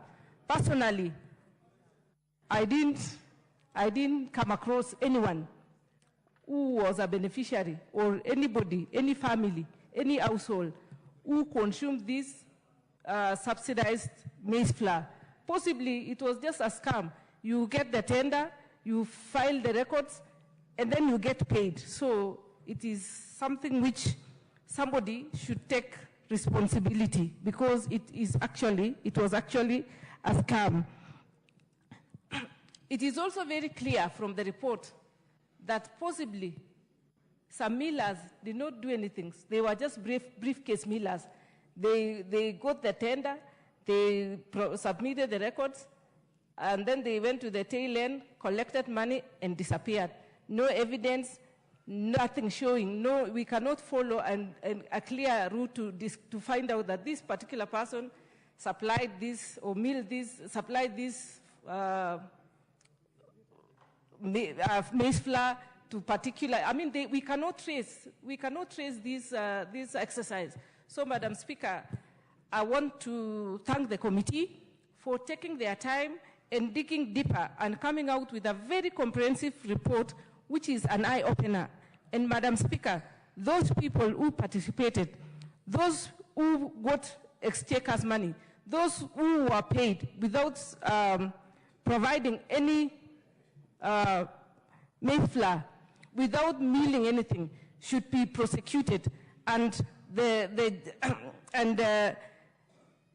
hard-earned money, Kenyan exchequer money, should be returned, and people should be punished for the illegality and duping Kenyans on maize flour, which was all flawed. Thank you, Madam Speaker. I can see my time is over. Thank you very much. What's your point of order, Honorable Owen? And Honorable Nyikal, I have seen you. Honorable Speaker, the Honorable Boss, you know, at a time like this, when everybody seems to be agreeing with whatever we are saying, and the voice is the same, and the content is the same, we move on to the next one. So I want to request you humbly, Honorable Speaker, that you find it within your heart that you allow us to move to the next bill, and we call the mover to reply so that we can finish on the drugs issue. I beg you and request you, Honorable Speaker. Please, Honorable Speaker. Are members in agreement? Yes. But maybe I can allow Honorable Nyikal just to close. Yes, and there are only, I think it's just Honorable Nyikal and Honorable Toroitich, I think, are the only ones. And I even see Honorable Toroitich is not here. Okay. All right. Proceed, Honorable Nyikal, Honorable Toroitich, then we shall close. Thank you. Okay. Thank you, Madam Speaker, for the consideration. Madam Speaker, as I stand to support this report, it is actually a sad report because it does demonstrate very fundamental issues on how we handle our public affairs. Number one, Madam Speaker, this clearly indicates a poor implementation of a presidential directive. And I think, Madam Speaker, it calls on public officers, particularly professionals and technical people, to realize that the President gives general directives, and it is upon them then to look at the technical issues, procedural issues, so that the implementation of the presidential directive gives results that the President desires. Madam Speaker, we see this in many, many areas. I'm even concerned that we are even seeing the same thing in implementation of JSS in the education sector, where technical people don't seem to actually give proper consideration to what the President desires to be done. The second one, Madam Speaker, is the propensity of the private sector to defraud the public. Madam Speaker, this country is of the opinion that when we talk of integrity, when we talk of corruption, that the seat of this is actually in the public sector, far from the truth. The truth is that many, many times it is actually the private sector that dream up schemes that are then sold into the public sector, using officers who may themselves be vulnerable to actually orchestrate fraud. In this case, you can see the millers, particularly CMA, their proposals, they sound very nice. There is no maize. We are not getting maize. We can use tax processes and so on, and subsidy. But when eventually that is brought, are the same people that actually abuse the system and use it to defraud the people mercilessly. Again, that is an indication that in our fight against corruption, we really must now put more emphasis on what is happening in the private sector, the relationship between the private sector and the public sector. A third issue that comes out, Madam Speaker, is the reluctance of officers or public officers to heed professional advice, particularly when something is a presidential directive. There's a propensity to say, this is a presidential directive, the president wants it to be done this way. And actually, if you go into details, sometimes the things that are being quoted, even the private sector enjoins them in saying, this is the presidential directive, it must be done like this. They put very sharp time limits, which makes it impossible to actually manage things. Like here, where did this issue 1 month come from? You can't give subsidy to a whole nation in 1 month. You need that to just work out the processes and the procedures. But then they bring this and they said, so that's another thing we have learned from this. And Madam Speaker, in this particular case, they were advised by the Attorney General, and they did not heed that advice. I think this, in my view, is actually collusion. So I think there was collusion in this. The private sector, even the public officers that were involved, there was some collusion. And you know, Madam Speaker, a perfect collusion, there is no non-remedy for a perfect collusion, because all the people that you put to guard the system are the ones that are defrauding the system. Whatever data you require, they give you fake data. Whatever measures you put in place, they are the same people that defraud the measure. So in this case, I think there was a great collusion. And the impact, Madam Speaker, is loss of public money. The committee has said we actually lost up to 7 billion. But once still, Madam Speaker, people suffered. This maize, none of us can remember a single person that actually got this maize. But the money was spent. The maize apparently was given and milled. Where did it go? So, Madam Speaker, this report actually has indicated, if we go on the general principles that have indicated, it actually guides us. And therefore, Madam Speaker, I support the recommendations that has been put in place, particularly refusing to pay those who suspect have got already overpaid or were part of the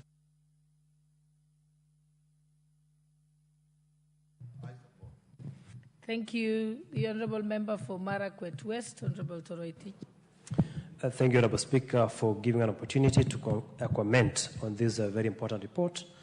Honourable Chair, I thank the Honourable Dr. Mutunga Committee for this such a comprehensive report. Honorable Speaker, it is unfortunate that this country lost close to 7 billion shillings in the maize flour subsidy. Honorable Speaker, this was the subsidy was out of a presidential directive.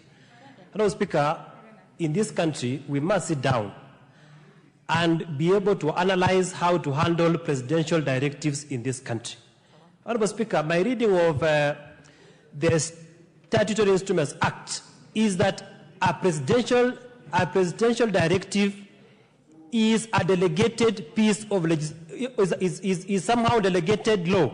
Honorable Speaker, we must look at a way so that we have the Committee on Delegated Legislation review presidential directives. Honorable Speaker, because sometimes presidential directives has been a subject of misuse by many state departments. Honorable Speaker, sometimes a directive is given by the president. It is not clear on how this directive will affect our budgets. It is not clear on how these directives must be handled. Honorable Speaker, it is incumbent upon this House to review how we handle presidential directives so that they don't become conduits for corruption and impunity. Honorable Speaker, in this case, for example, if you look at this report very clearly, is that there was a directive by the President on the maize flour subsidy, but the same was misused by a few cartels, by a few corrupt elements to swindle money of Kenyans, to swindle taxpayers' money. So, Honorable Speaker, in as much as we must comply with presidential directives, we must be able to see it doesn't affect our country and there must be proper oversight. Honorable Speaker, the issue of the subsidy was a consumption subsidy. But I thank the current president because when he came into office, he said, let us do away with consumption subsidy, and we introduced what you call production subsidy. That is why you see the issue of subsidized fertilizer. So the issue of production subsidy is something that will help this country. Final, Honorable Speaker, if you read this report, what you see is impunity and corruption. Honorable Speaker, this House must be able to support this report. We fight impunity, we fight corruption, and the only way, Honorable Speaker, that we can fight impunity and corruption in this country is a strong parliamentary oversight. Members of Parliament in this House, irrespective of which aisle they sit in this House, must be able to look at this report, irrespective of who it affects, irrespective of who it touches.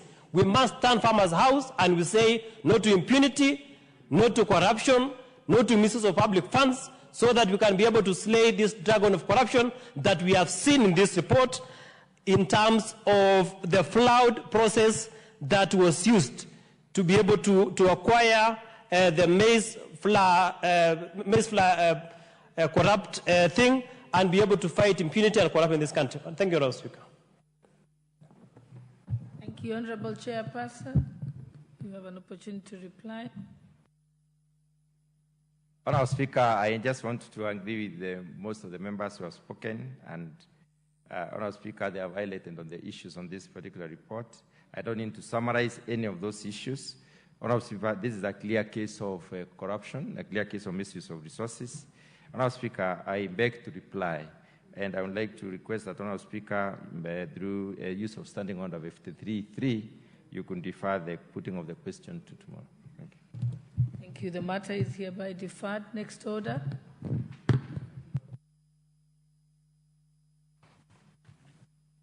Order number 11, Committee of the Whole House. The Kenya Drugs Authority Bill to resume from clause 23.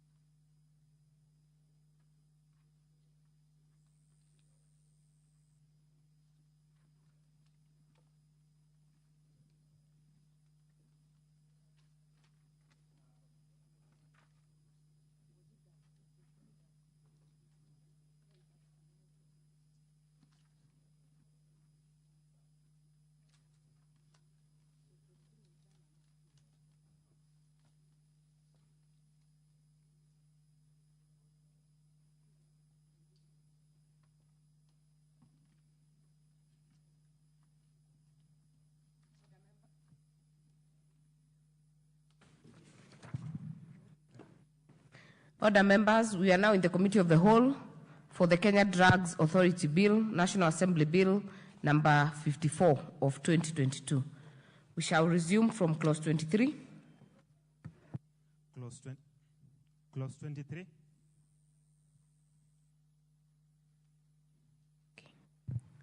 I propose the question that clause 23 be part of the bill. Mover. Thank you, Madam Chair. Madam Chair, just on the onset, you remember that the Speaker ordered that we do winnowing, and I want to confirm that we did winnowing, and all the members that came, we carried out their amendments as agreed during that winnowing process, and therefore the amendments that I'm going to move is for acceptance in the winnowing process. That's well noted, Chair. Thank you. So I propose that clause 23 be amended as per the order paper. Honorable Chair, in this case we are substituting health products or technologies wherever it appears for medicines, because we nowadays don't talk of medicines, but we talk of health products and technologies. Then in 23B, we are raising the fine to 1 million, to deleting the word 1 million appearing in paragraph A and substitute therefore 2 million, and in 2, deleting the words 2 million appearing in paragraph B and substituting the words 5 million. Thank you, Honorable Chair.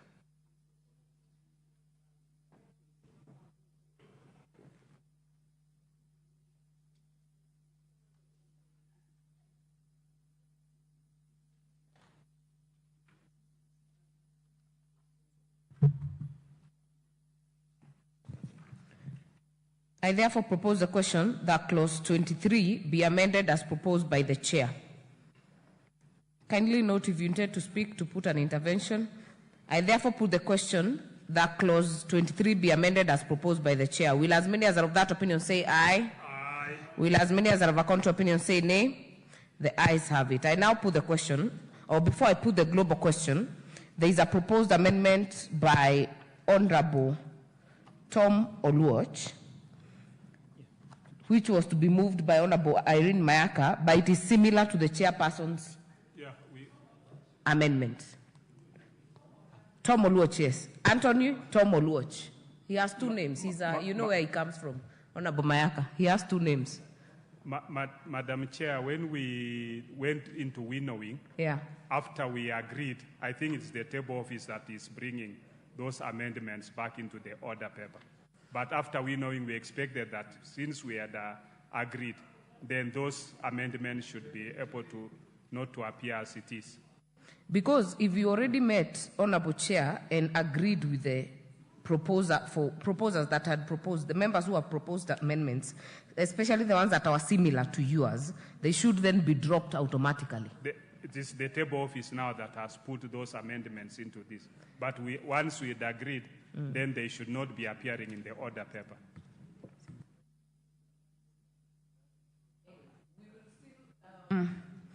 If the members are still interested, but on this one, we'll still allow some members if they're still interested. But on this specific amendment, it is similar to the committee, so I will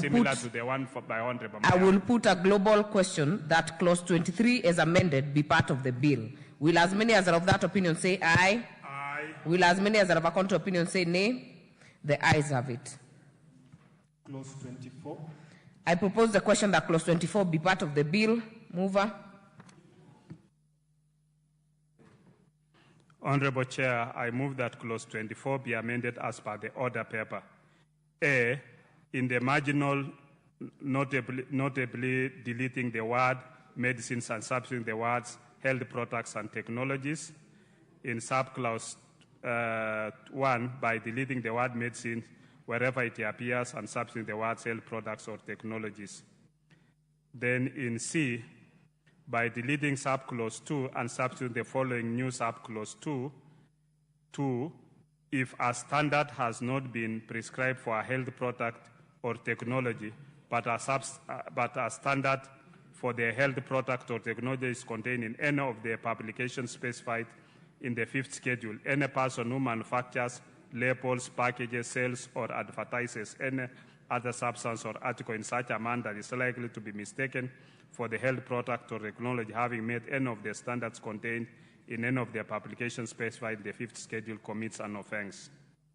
In D, subclause 3, by deleting the words medicine wherever it appears,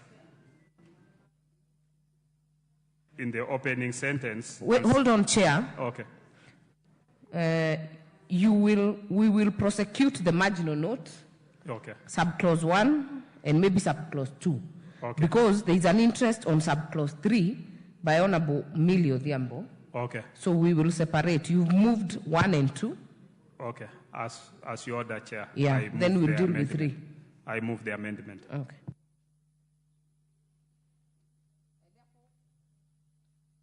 I therefore propose the question that clause 24 be amended as proposed by the chair.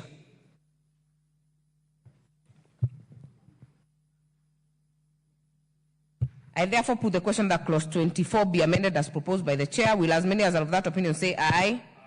Will as many as are of a contrary opinion say nay? The ayes have it. Now move the next subclause. Chair, you have another amendment on subclause 3. You will move it separately? Yeah.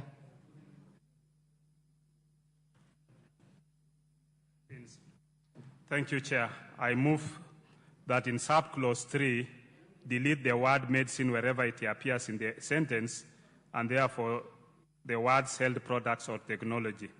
And in 4, delete the word drug appearing and B, and substitute the word held products or technologies.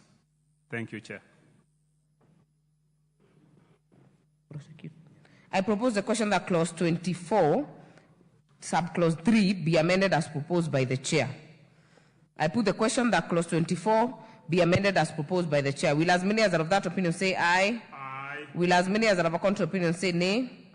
The ayes have it. There is a proposed amendment by Honorable Millie Odhiambo on subclause 3. Is the mover in the House? Or anyone delegated to move? If not,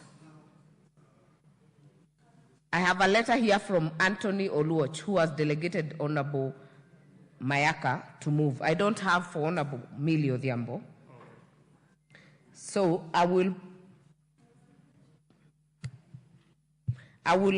drop that amendment.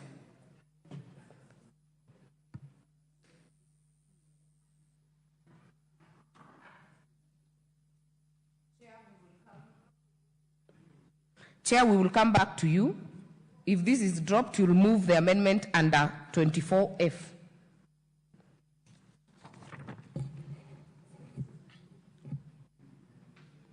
I now move the amendment as 24F as per the order paper.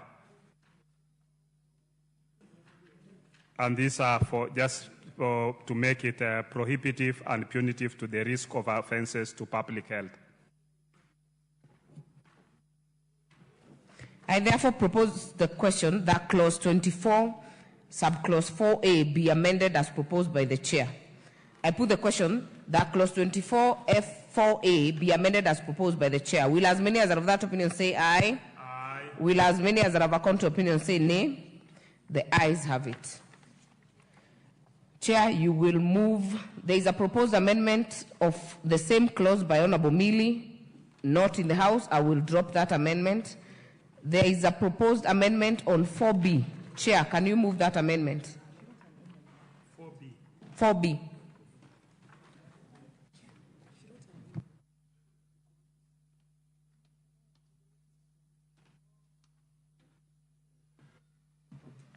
Honorable Chair, this is just I move that 4B be amended as per the order paper.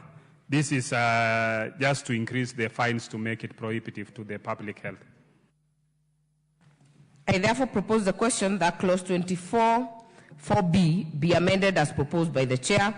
I put the question that clause 24, 4B be amended as proposed by the chair. Will as many as are of that opinion say aye? Aye. Will as many as are of a contrary opinion say nay?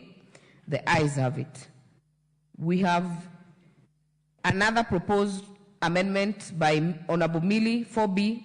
I will drop it. So I will put the global question that clause 24 is amended be part of the bill. Will as many as are of that opinion say aye? Aye. Will as many as are of a contrary opinion say nay? The ayes have it. Clause 25. I propose the question that clause 25 be part of the bill. Mover. Honorable Chair, I move that clause 25 be amended as per the order paper.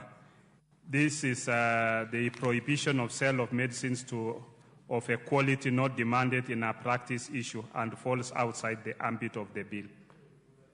I therefore propose the question that clause 25, which is a deletion, I propose the question that clause 25 be deleted as proposed by the chair.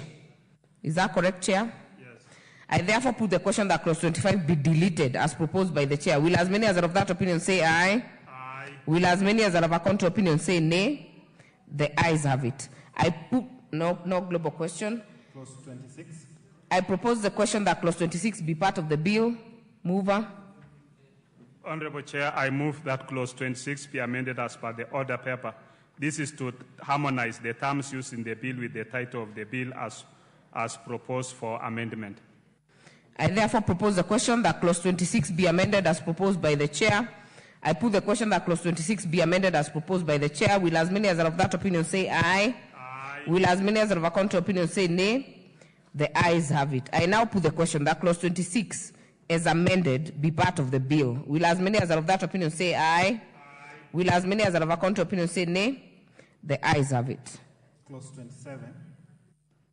I propose the question that clause 27 be part of the bill. We have a proposed amendment by Honorable Millie, which is dropped. So, Chair, you will move your amendments as... What is out of order, Honorable Mayaka?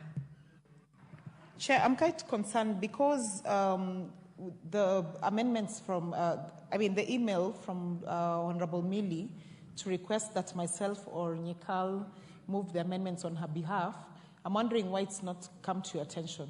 Because I'd spoken to the officers at the table office earlier and they did confirm. I even forwarded to them a follow-up email on the same. So I'm just wondering why that has not come to your attention.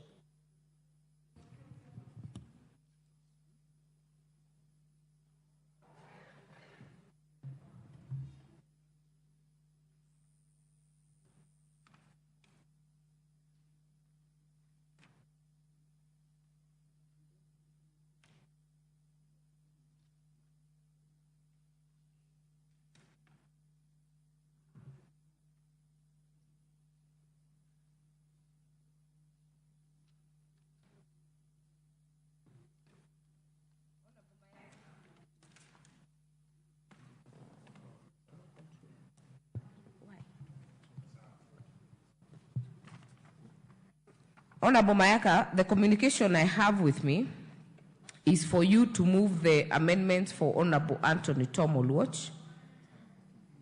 But I will indulge you if you have been given the leeway to move for Honorable Millie. I will indulge you because you are on record that she did the email. I've not seen the email. If you have the brief, you will move. If not, we will drop them.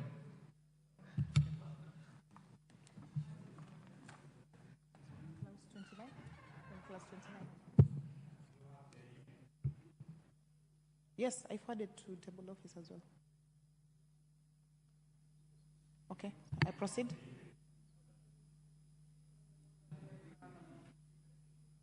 You're on clause 29. Are you on record that you have the brief from Honorable Mabona to move? I have the email. She copied us as well on the email. So her request was that myself and Honorable Nyikal... Kindly approach the chair.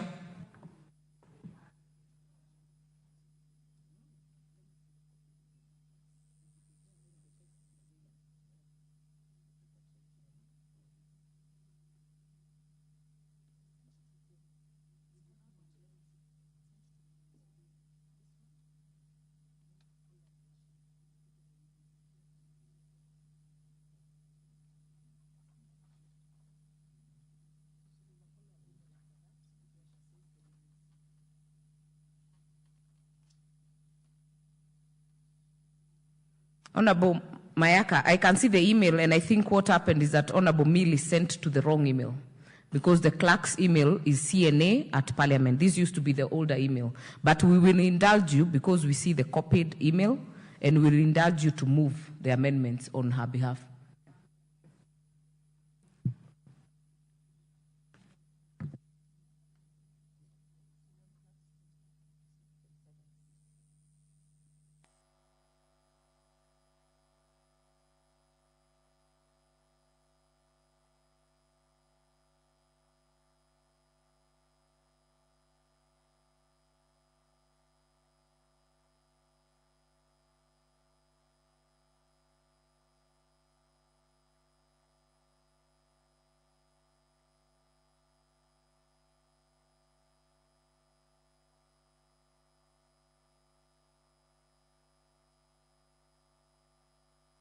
I move that clause 27 of the bill be amended by A, inserting the following new subclause. Clause 1, the authority may issue product licenses as provided under this act, and B, renumbering the existing subclause 1 as subclause 2. Thank you. I therefore propose the question that clause 27A be amended as proposed by Honorable Millie Odhiambo. I put the question, Honorable, before I put the question, let me give the chair. Honorable Pukose. I just want to be able to see the amendment which she's bringing, because what she's bringing is a new clause. A new subclause. Because clause 27, we've said of the bill be amended, we are amending A, B, and C, which we are in A, we are deleting medicinal products and substituting by health products or technologies. In B, medicinal products and substituting with the medical products and technologies. And C, similar to that. And this is basically to harmonize the terms used in the bill. So it is different from, I don't think it's the same as what she is bringing, because hers is a new subclause. The amendment on record, Honorable Pukose, by Honorable Millie, is an insertion of a new subclause 1 and renumbering of 2. Is that what you moved, Honorable Mayaka? Is it the same thing you have, Honorable Chair? No, it's not the same. Honorable Nikau? Actually, this actually just strengthened. It doesn't add anything. It starts by saying the authority may issue product licenses as provided, which means that it strengthens that the authority can actually issue product licenses. Then the chair's amendments actually come under that. So it just strengthens, it doesn't change anything. It doesn't change anything. Yeah. It just strengthens that.